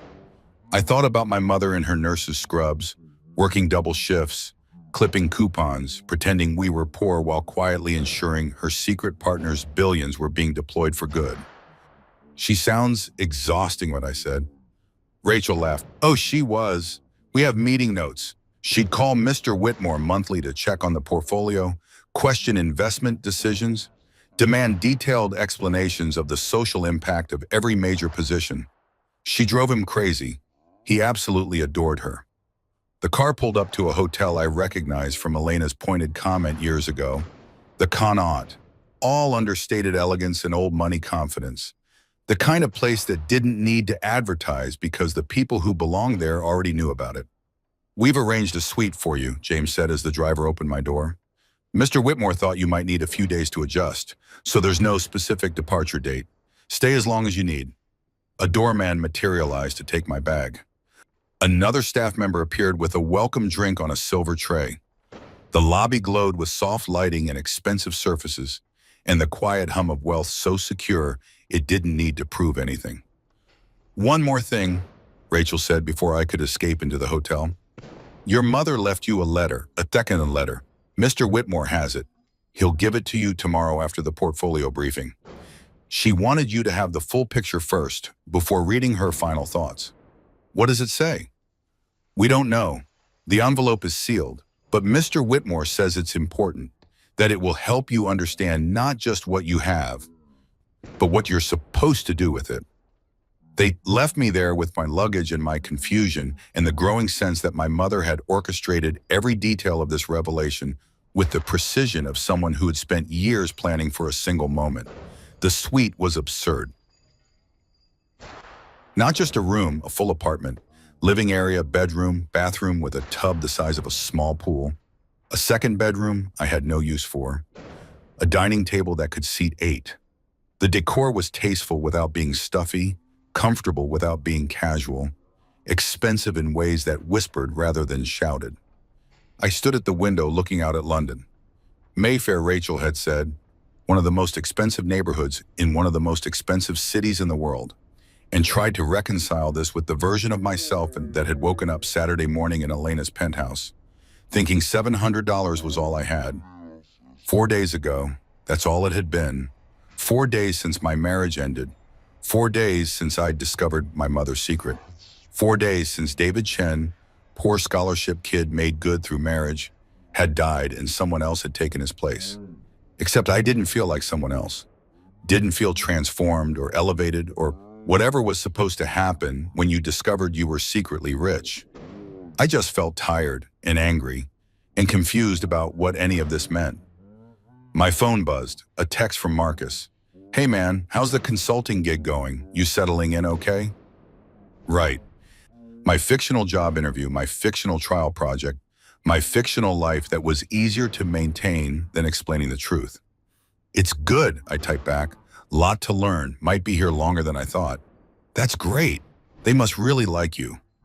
Where are you staying? I looked around the suite, at the fresh flowers in crystal vases, at the minibar stocked with top-shelf everything, at the toiletries that probably cost more than Marcus spent on groceries in a week. Corporate housing, I lied. Nothing fancy, but it works. Another buzz, different number. Elena's lawyer, Mrs. Whitmore, has agreed to the 30-day extension for property collection. Please note that uncollected items after that deadline will be donated as specified in the original agreement. So Elena had signed off on giving me more time. Probably relieved. Actually, 30 more days before she had to think about me again. before my existence intruded on her exciting new life with her exciting new man. 30 days seemed like both forever and not enough time at all. I ordered room service, not because I was hungry, but because I wanted to see what 85 Club sandwich tasted like. Turned out it tasted like regular club sandwich, but with more guilt and garnish. Then I tried to sleep. Couldn't. Instead, I lay in a bed that cost more per night than I used to make in a week, staring at the ceiling, thinking about my mother working double shifts while managing a billion-dollar portfolio. About my father, the man I'd never meet, who'd built an empire and given it all to a son he'd never know. About Elena, probably in London somewhere too, celebrating her freedom with Marcus while wearing jewelry that represented a rounding error compared to what I now owned.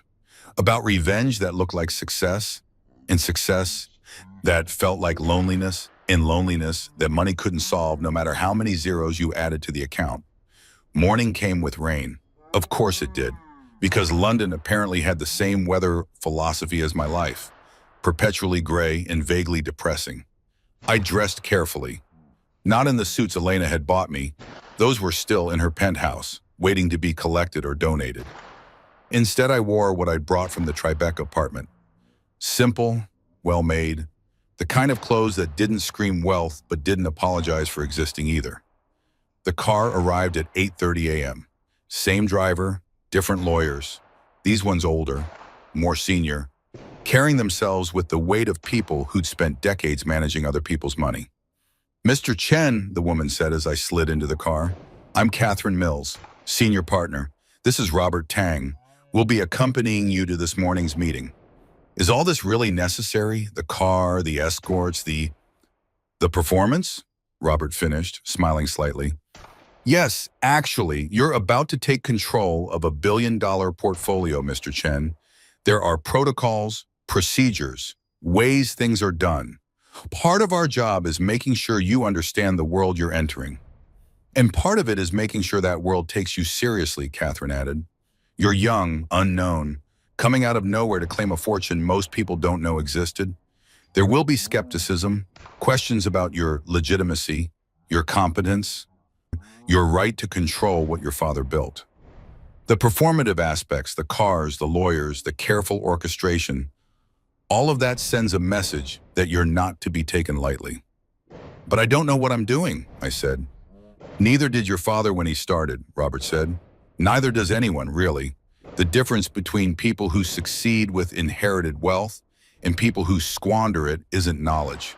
It's willingness to learn, to ask questions, to surround yourself with people who know more than you do and actually listen to them." The car pulled up to a building in the financial district. Old stone facade, brass plaques, the kind of place that had been managing wealth since before wealth management had a name. Whitmore and Associates occupied the top 3 floors. We rode the elevator in silence. The doors opened to a reception area that looked like a museum, antique furniture, oil paintings and gilt frames, a Persian rug that probably cost more than most cars.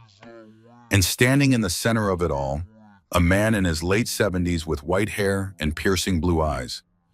Alexander Whitmore. "Mr. Chen," he said, walking forward with his hand extended. "Finally, I've been waiting 6 years to meet you." His grip was firm, his gaze assessing. Up close, I could see the decades in his face, the lines earned through complicated negotiations and difficult choices, the weariness of someone who'd seen too much of how money warped people. "Mr. Whitmore? Please, Alexander. Your father was Richard to me, not Mr. Chen, and your mother was Margaret, who terrified me on a regular basis with her ethical interrogations. I'm not going to stand on formality with their son." He led me through the offices, people working quietly at desks, conference rooms where serious conversations happened behind frosted glass, walls lined with law books and financial texts.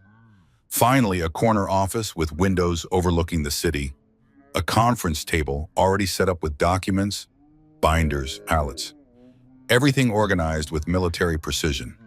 "Sit," Alexander said, gesturing to the head of the table. "This is going to take hours, so get comfortable. Catherine, Robert, you know what to do." They began pulling out documents, explaining structures, walking me through the labyrinth of my inheritance. And for the next 4 hours, I learned exactly what my mother had been hiding. The full portfolio was overwhelming in ways I hadn't anticipated.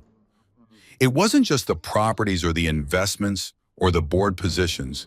It was the complexity, the layers of trusts and holding companies, the international tax structures, the investment vehicles I'd never heard of, the passive income streams from businesses I didn't know I owned parts of. Your father was playing three-dimensional chess, Catherine explained, showing me flowcharts that looked like conspiracy theory mind maps. Every decision created options for future decisions. Every investment opened doors to other investments. He thought in decades, not quarters. And your mother made sure none of it was evil, Robert added with a slight smile. Every position was vetted for social impact. Every company had to meet ethical standards. She rejected several extremely profitable opportunities because they failed her moral calculus. Like what? I asked. Private prisons, Alexander said. Predatory lending, fossil fuel extraction in protected areas. Tobacco, obviously. Weapons manufacturing for authoritarian regimes. Your father wanted to invest in all of them. Purely from a returns perspective, they were excellent opportunities. Your mother said absolutely not, and she won every argument. I thought about that, about my mother, nurse and moral compass, vetoing billion-dollar opportunities because they made money the wrong way. So what do I own? I asked. Catherine flipped to a summary document. Clean energy companies, healthcare innovation firms, educational technology, affordable housing development, logistics and infrastructure that enables commerce but doesn't exploit labor, technology companies with ethical data practices, agricultural investments focused on sustainable practices. She essentially forced your father to become an impact investor before impact investing had a name, Robert said. And here's the beautiful part. It worked. The portfolio performs exceptionally well precisely because it invests in things that solve problems rather than exploit them. Turns out ethical business is good business. So what's the catch? I asked. Alexander laughed. Smart. Yes, there's a catch. Several, actually. He pulled out another document, this one labeled Obligations and Expectations. First, the board positions. You can't just collect the stipends and ignore the responsibilities. These companies need actual oversight, actual governance. You'll need to attend meetings, read briefings, understand the industries, vote on major decisions. It's work, not free money. Okay. Second, the properties. Several are generating rental income, but they require active management, maintenance decisions, tenant relations, strategic choices about when to hold versus when to sell. You'll need property managers, but you're ultimately responsible. Okay. Third, and most importantly, the legacy. Your father built this empire with your mother's ethical guidance. That guidance is now your responsibility. Every investment decision, every board vote, every strategic choice, you're the moral compass now.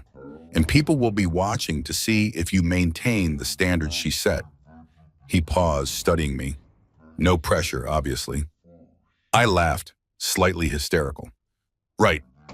No pressure, just become the person my mother spent my entire childhood preparing me to be, while also learning how to manage $1 billion and sit on corporate boards and maintain properties on 4 continents and somehow not become the kind of person who lets money define them.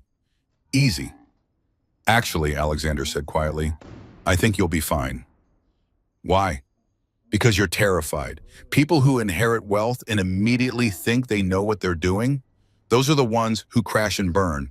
People who inherit wealth and are appropriately terrified, those are the ones who ask questions, listen to advisors, make careful decisions.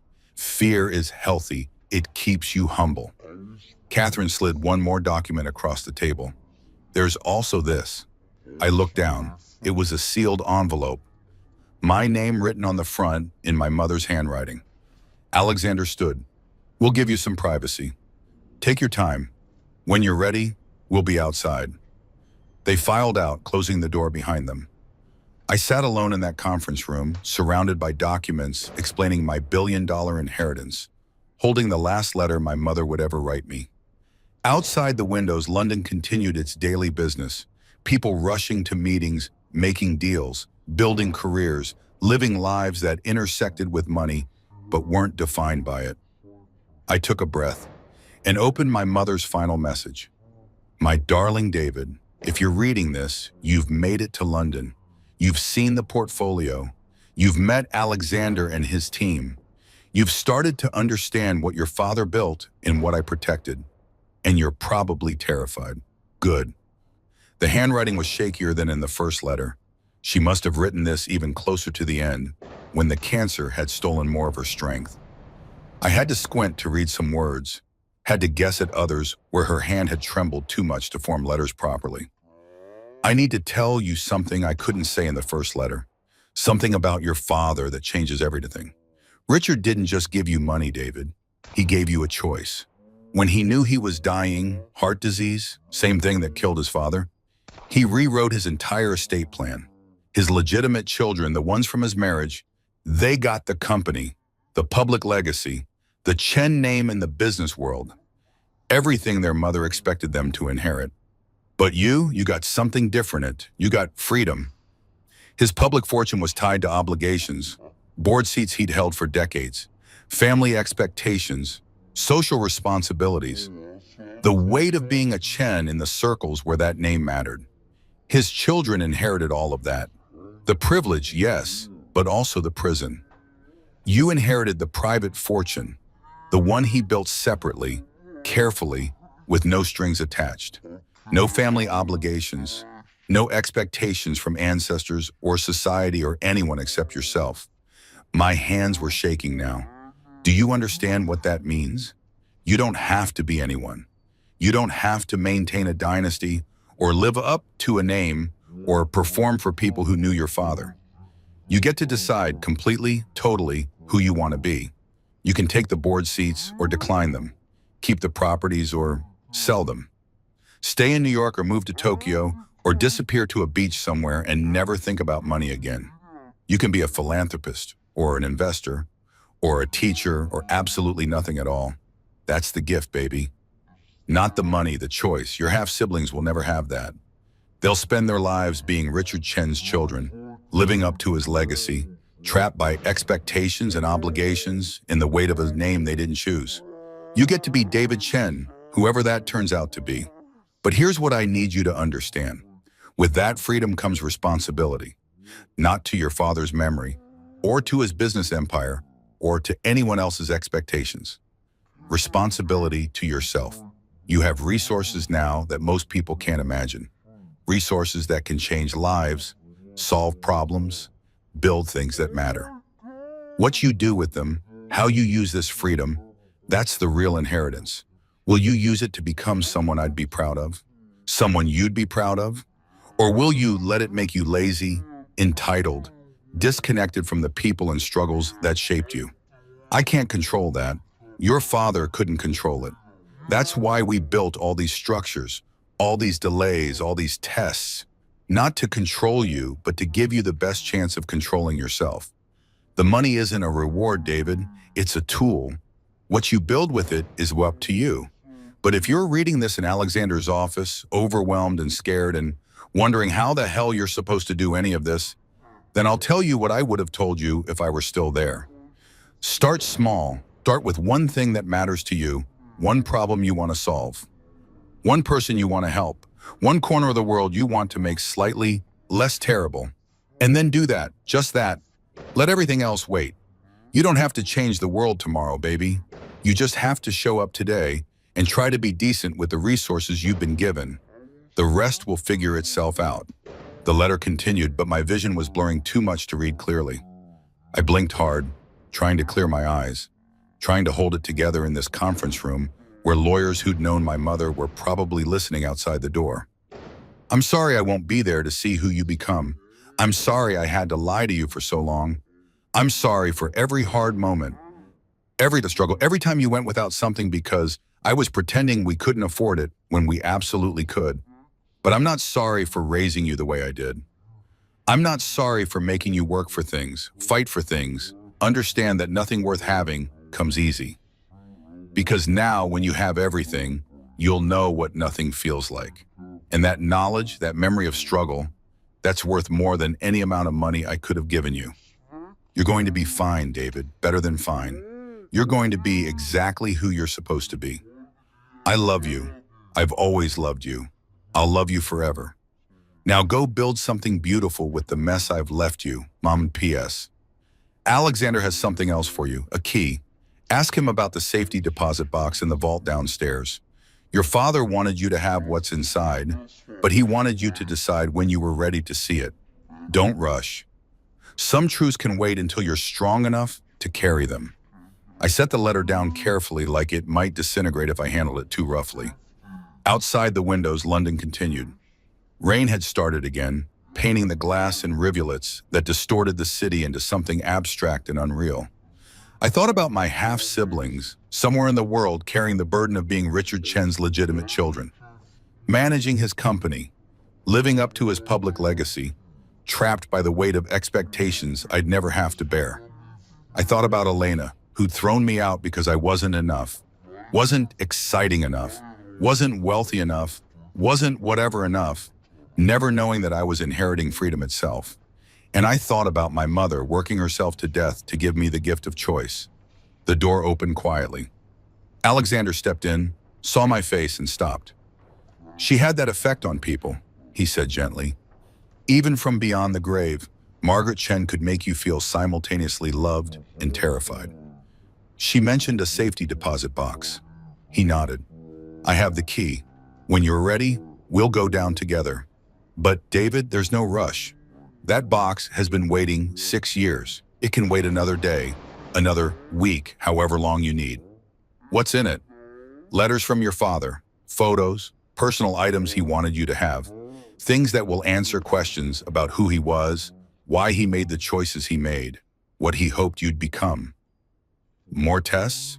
No, Alexander said, just love, the complicated kind. The kind that comes with regrets and hopes and the knowledge that he'd never get to meet you. I looked down at my mother's letter, at her shaky handwriting and her fierce love and her absolute conviction that I'd be okay. Start small, she'd written. One thing that matters. I knew what that one thing was. Alexander, I said, I need you to do something for me. Something that has nothing to do with the portfolio or the board seats or any of this. Of course, I need you to find out everything you can about my wife, Elena Whitmore, her family's money, where it came from, how it's structured, what it's actually worth. He raised an eyebrow. May I ask why?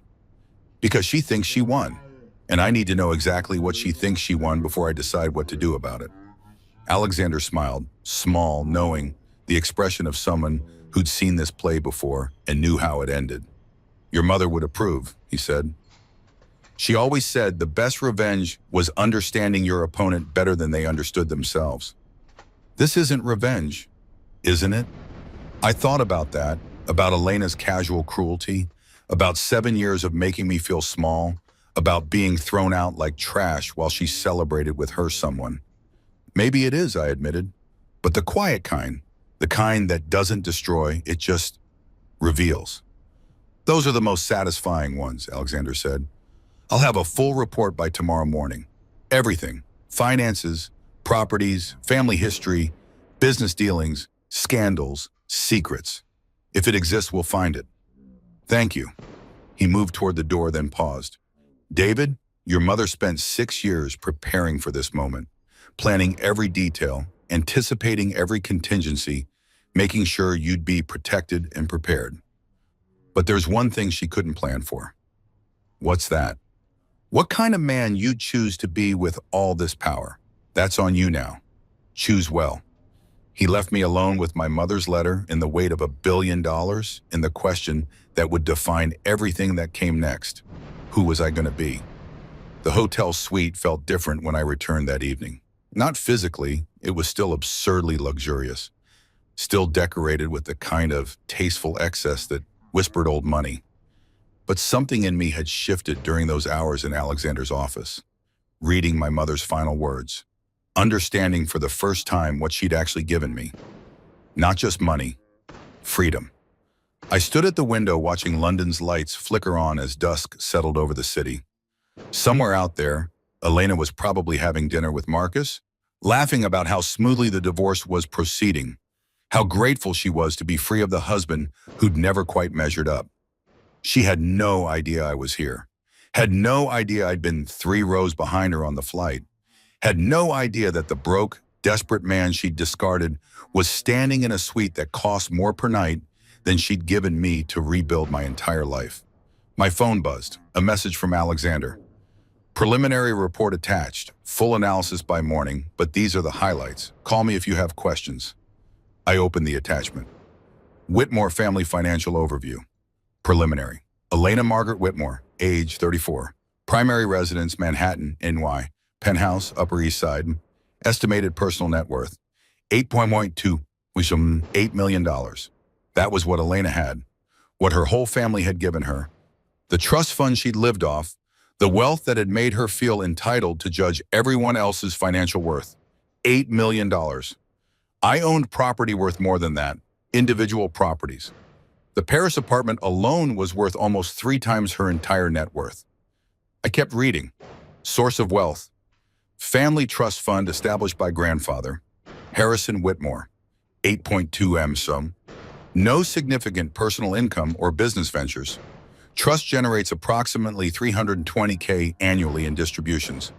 Primary residence purchased by family trust, held in her name, family wealth, combined.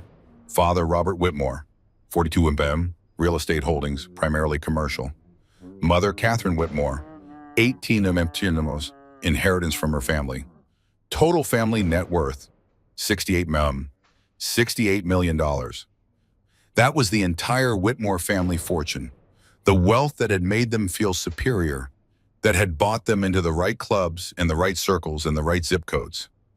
I had more than 10 times that. Just me. Not my family, not a dynasty built over generations. Just what my father had left and my mother had protected. The report continued. Notable financial context. Family wealth has been relatively stagnant for 15 years. Several failed business ventures by Robert Whitmore resulted in significant losses. 2008-2012. Family social standing exceeds their actual financial position. Significant annual expenses, maintaining lifestyle, estimated $450K plus. Strained trust distributions. Elena's personal spending frequently exceeds her trust distributions, requiring family support. So the Whitmores were struggling. Not poor, they'd never be poor, but stretched. Living a lifestyle their money could barely support, maintaining appearances that cost more than they could actually afford, propped up by a trust fund that wasn't growing fast enough to keep pace with their spending. And Elena had married me thinking what? That I was dead weight? That I was costing her money she couldn't spare? That she needed to trade up to someone who could contribute financially instead of just existing on her generosity? The irony was almost painful. My phone rang. Alexander. Did you read it? He asked without preamble. I did. And I'm trying to figure out if I should laugh or feel sorry for her. Feel sorry for her, Alexander said. People who confuse social status with actual wealth often do. The Whitmores have been dining out on their name for a generation, but the money's thin. Elena probably genuinely believes she was supporting you, because in her world, $320K a year feels like real money. It is real money. To normal people, yes. To someone managing a billion-dollar portfolio, it's a rounding error. David, do you understand what I'm telling you? Elena Whitmore threw you out because she thought you were poor, because she believed she was rich and you were dragging her down. She has no idea, no possible way of knowing that you're worth more than her entire family combined. I sat down heavily on the couch. So what do I do with this information? That's entirely up to you. You could reveal it, show her exactly who she discarded. You could use it as leverage in the divorce, though I suspect you don't need to. Or you could do nothing. Let her think she won. Let her move on with her life, never knowing the truth. What would my mother want me to do? A long pause. Your mother would want you to be happy. Everything else is secondary. That's not an answer. Yes, it is. It's the only answer that matters. David, you're standing at a crossroads. One path is revenge, public, satisfying, and the kind of thing that would make Elena understand exactly what she lost. The other path is moving forward, Building the life you want without looking back at the people who didn't deserve to be part of it. And if I want both, he laughed, then you're definitely your mother's son. She'd want both too. The question is, can you have revenge without it consuming you? Can you let Elena see the truth without letting that truth define your next chapter? I thought about my mother's letter. Start small. One thing that matters, making Elena suffer didn't matter.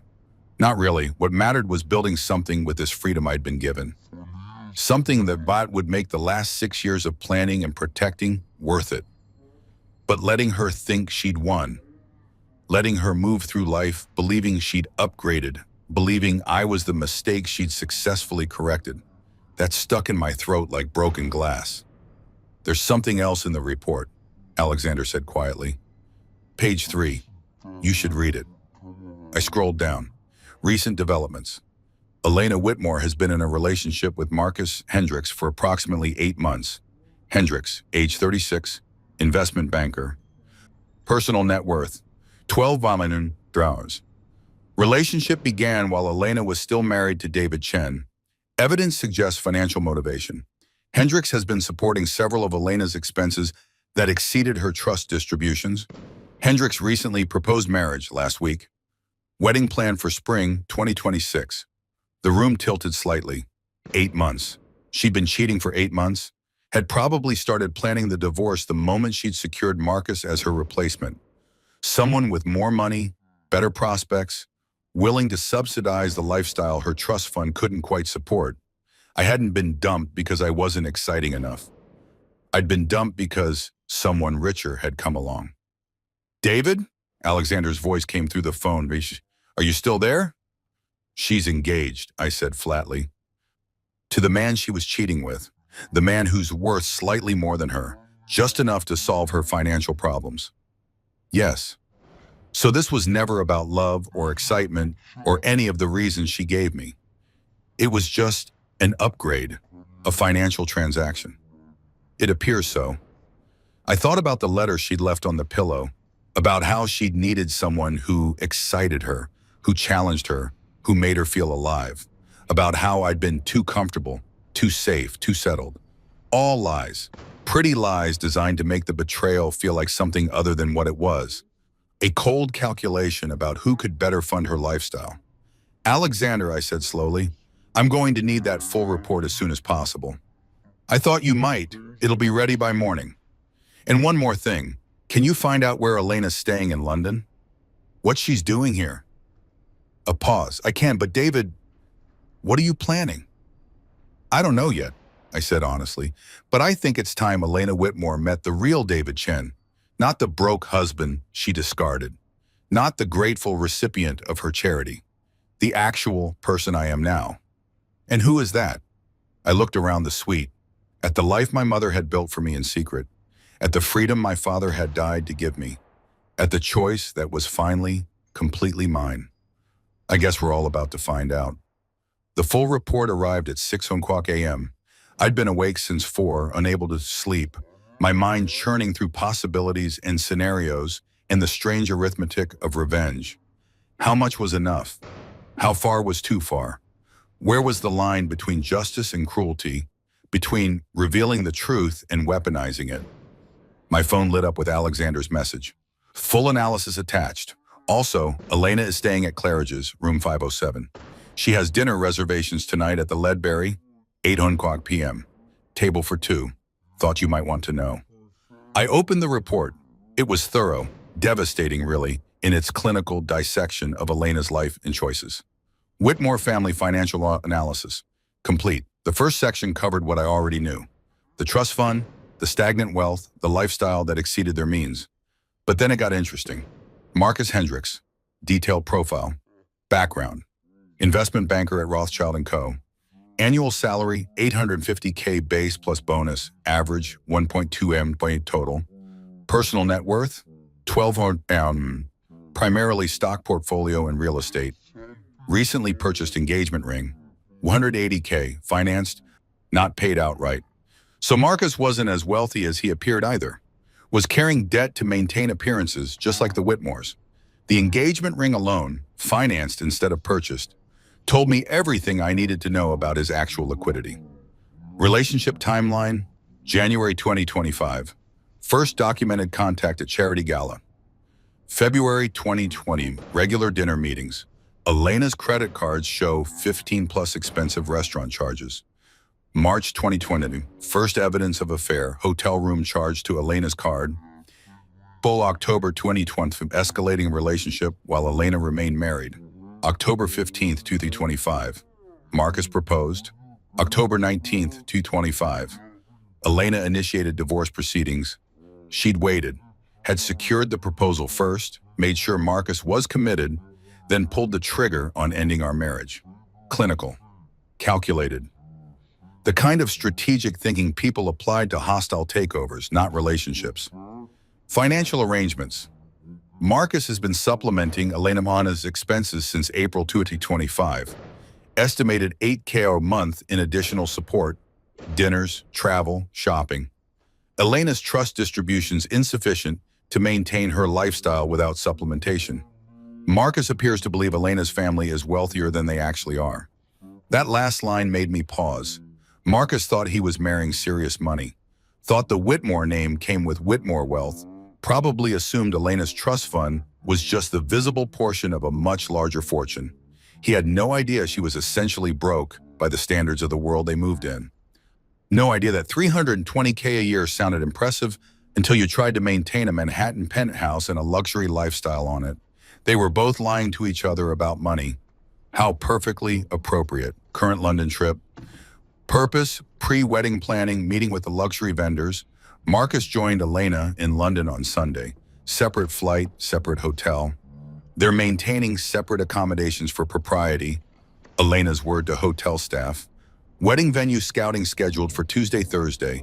So they were here planning a wedding while my divorce papers were still warm. While I was supposed to be scrambling to find a place to live, a job to survive, a life to rebuild from the ashes she'd left me with, the fury that swept through me was clean and cold. I called Alexander. "You've read it," he said, not a question. "I need you to do something for me, something that might seem petty." I specialized in petty for 40 years before I discovered ethics. Try me. "I want a reservation at the Ledbury tonight. Best table in the house, 8 o'clock. A long pause.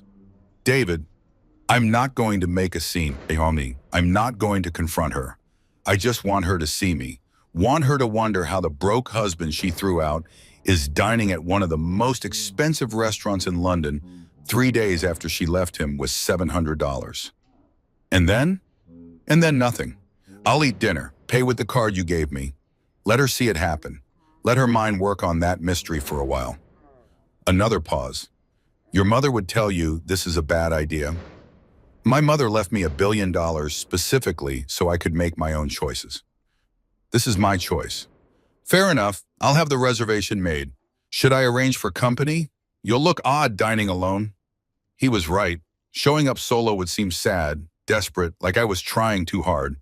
But bringing someone, "Can you join me?" I asked. "As my lawyer, my advisor, whatever story we need, just someone who makes it look like I'm there for business, not revenge." "I'd be delighted. I haven't had a front row seat to one of these situations in years." "The Ledbury at 8 then. Wear the navy suit you brought. It'll photograph well if there are any society pages people there." Photograph? "David, you're about to have dinner at one of London's finest restaurants while your ex-wife does the same thing with her affair partner. If anyone recognizes the situation, it will absolutely end up in someone's social media feed. Just be aware." I hadn't thought about that, about witnesses, about documentation, about the way the world loved watching rich people's drama play out. "Maybe this is a bad idea," I said. "It's a terrible idea," Alexander agreed cheerfully. "But terrible ideas are often the most instructive. You want to see how revenge feels before you commit to it. This is a relatively harmless way to test those waters. Worst case, you have an excellent meal and Elena experiences mild confusion. Best case, you learn something about what you actually want from this situation." "What do you think I want?" "I think you want her to know she made a mistake, to see that you're not who she thought you were, to feel, Even briefly, the regret of having underestimated you. He was right. That's exactly what I wanted. 8 o'clock, I confirmed. I'll be ready. The Navy suit fit perfectly. My mother had apparently known my measurements years ago and had the foresight to stock the Tribeca apartment accordingly. It was understated but expensive. The kind of thing that didn't scream wealth but quietly indicated it to people who knew how to look. I studied myself in the mirror. Same face as always. Same David Chen who'd woken up Saturday morning thinking he had $700 in a failed marriage. But something in my posture was different. Shoulders back, chin up, the body language of someone who belonged in expensive places, who didn't need to apologize for existing. Fake it until you make it, except I wasn't faking anymore. I actually could afford this. Actually belonged in the world Elena had always treated as hers alone. Alexander picked me up at 7:30 in a car that was notably nicer than the one we'd used yesterday. Escalation? I asked as I slid in. Presentation. If Elena sees you arrive, it should be memorable. This is a Bentley, by the way. Your father had several. This one's been in storage waiting for you to claim it. I own a Bentley? You own 4 Bentleys, 2 Rolls Royces, and a rather alarming number of other vehicles scattered across your various properties. Your father liked cars. Your mother thought it was ridiculous, but let him have his toys. The restaurant was in Notting Hill, upscale without being pretentious. The kind of place where Michelin stars were earned through excellence rather than showmanship. We arrived at exactly 8 p.m. Elena's reservation, according to Alexander's intelligence, was for 8:15. Strategic timing, he murmured as we were led to our table.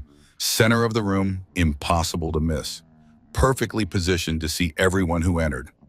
She'll walk in, scan the room as people do, and see you mid-conversation with a distinguished older gentleman. She'll spend the entire evening trying to figure out what's happening. Is this cruel? I asked as we sat down. Is it cruel to exist in a public space? Is it cruel to have dinner with your lawyer? You're not doing anything to her, David. You're simply living your life.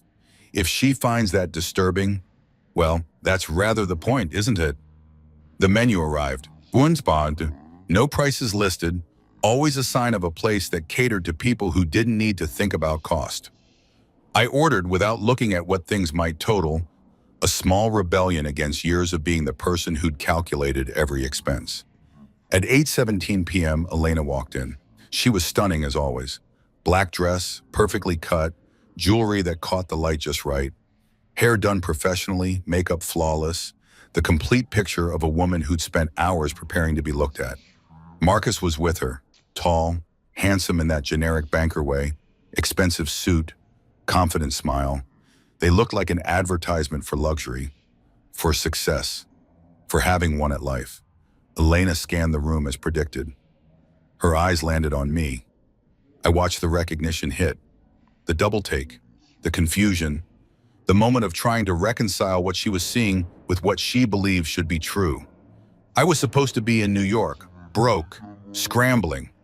Not here in London, at the Ledbury, dressed in a suit that cost more than she'd left me, dining with a distinguished older man who radiated the kind of authority that came from decades of managing serious money. I smiled, raised my wine glass slightly in acknowledgement, then turned back to Alexander as if she was barely worth noticing. She's seen you, Alexander murmured, and she's rattled. Her hand just went to Marcus's arm, seeking reassurance. He has no idea who you are, of course. Is probably asking her what's wrong. Should I feel good about this? I asked quietly. Do you? I considered it, examined the feeling in my chest. It wasn't satisfaction exactly. More like validation. Proof that I existed outside her narrative about me. Evidence that her story, broke husband, lucky to have had her, properly discarded, wasn't the only truth available. I don't know, I admitted. Ask me after dinner. We ate slowly, course after course of food that deserved attention and contemplation. Alexander told stories about my father, about deals made and opportunities seized, about the man who'd built a fortune and hidden it from the world. And the entire time, I could feel Elena's gaze periodically drifting to our table, could feel her trying to figure out the puzzle, trying to understand how the husband she'd left with nothing was here, now apparently fine. The bill came in a leather folder. I pulled out the black card Alexander had given me, Providence Holdings embossed in subtle lettering. That's going to confuse her even more, Alexander noted with amusement. A corporate card suggests you're here on business, which you are, technically. The business of learning who you are. We stood to leave. I didn't look at Elena's table, didn't acknowledge her again. Just walked out with Alexander, letting my presence speak for itself. On the sidewalk, waiting for the car, I finally let myself breathe. Well, Alexander asked, how does revenge feel? Small, I said, smaller than I thought it would. That's because it's not enough. Real revenge, the kind your mother believed in, isn't about moments. It's about trajectory. It's about building a life so complete that everyone who doubted you has to watch you thrive. The Bentley pulled up. We got in. And as we drove away, I looked back at the Ledbury, at the restaurant where Elena was probably still sitting, mind racing, trying to understand what she'd just seen. Let her wonder, I thought. Let her question. Let her start to suspect that maybe, just maybe, she didn't know me at all. The real reveal would come later, when I was ready, when the truth would hurt most. My phone rang at 11:00 p.m. Unknown number, London area code. I almost didn't answer, but something made me press accept. David? Elena's voice, strained, uncertain. Nothing like the confident woman who'd thrown me out 4 days ago. Was that you at dinner tonight? I said nothing, let the silence stretch. David, I know it was you. What are you doing in London? How are you? How did you? She stopped, started again. Who was that man you were with? A business associate, I said calmly. What business? You didn't mention any. You never asked. Another pause. I could hear her breathing, could picture her pacing in whatever expensive hotel room she was staying in, mind racing through possibilities that didn't quite make sense. The divorce papers, she said finally. You haven't signed them. I've been busy. Busy with what? David, what's going on? I thought about telling her, thought about laying it all out, the inheritance, the properties, the $1 billion she'd never known existed. Thought about the look on her face when she realized what she'd thrown away. But that would be too easy, too quick. Revenge that burned fast left nothing but ash. I'm figuring some things out, I said, about who I am, what I want, where I'm going. That's very cryptic. Is it? You told me I needed to be more exciting. I'm working on it. I could hear Marcus's voice in the background, asking who she was talking to. Heard Elena move to another room, closing a door. David, this is ridiculous. We're getting divorced. You can't show up in London and what are you trying to prove? I'm not trying to prove anything, Elena. I'm just living my life. Apparently in some of the same spaces you live yours. London's a big city. Funny we'd run into each other. That wasn't running into each other. That was you at the Ledbury at the same time as you. I had no idea you'd be there. How would I? I don't keep track of your schedule anymore. That privilege ended when you threw me out. The words landed hard. I heard her sharp intake of breath. I didn't throw you out. I asked you to leave. There's a difference, Ramarito. Is there? Felt pretty similar from where I was standing. David, sign the papers, Elena. Send them to my lawyer. I'll review them when I'm ready. Until then, enjoy London. Enjoy Marcus. Enjoy your exciting new life. Your lawyer? You have a lawyer now? Everyone should have a lawyer. You taught me that. I hung up before she could respond, and for the first time since Saturday morning, I smiled. Not because I'd hurt her, though I had a little, but because I'd finally stopped letting her define the story.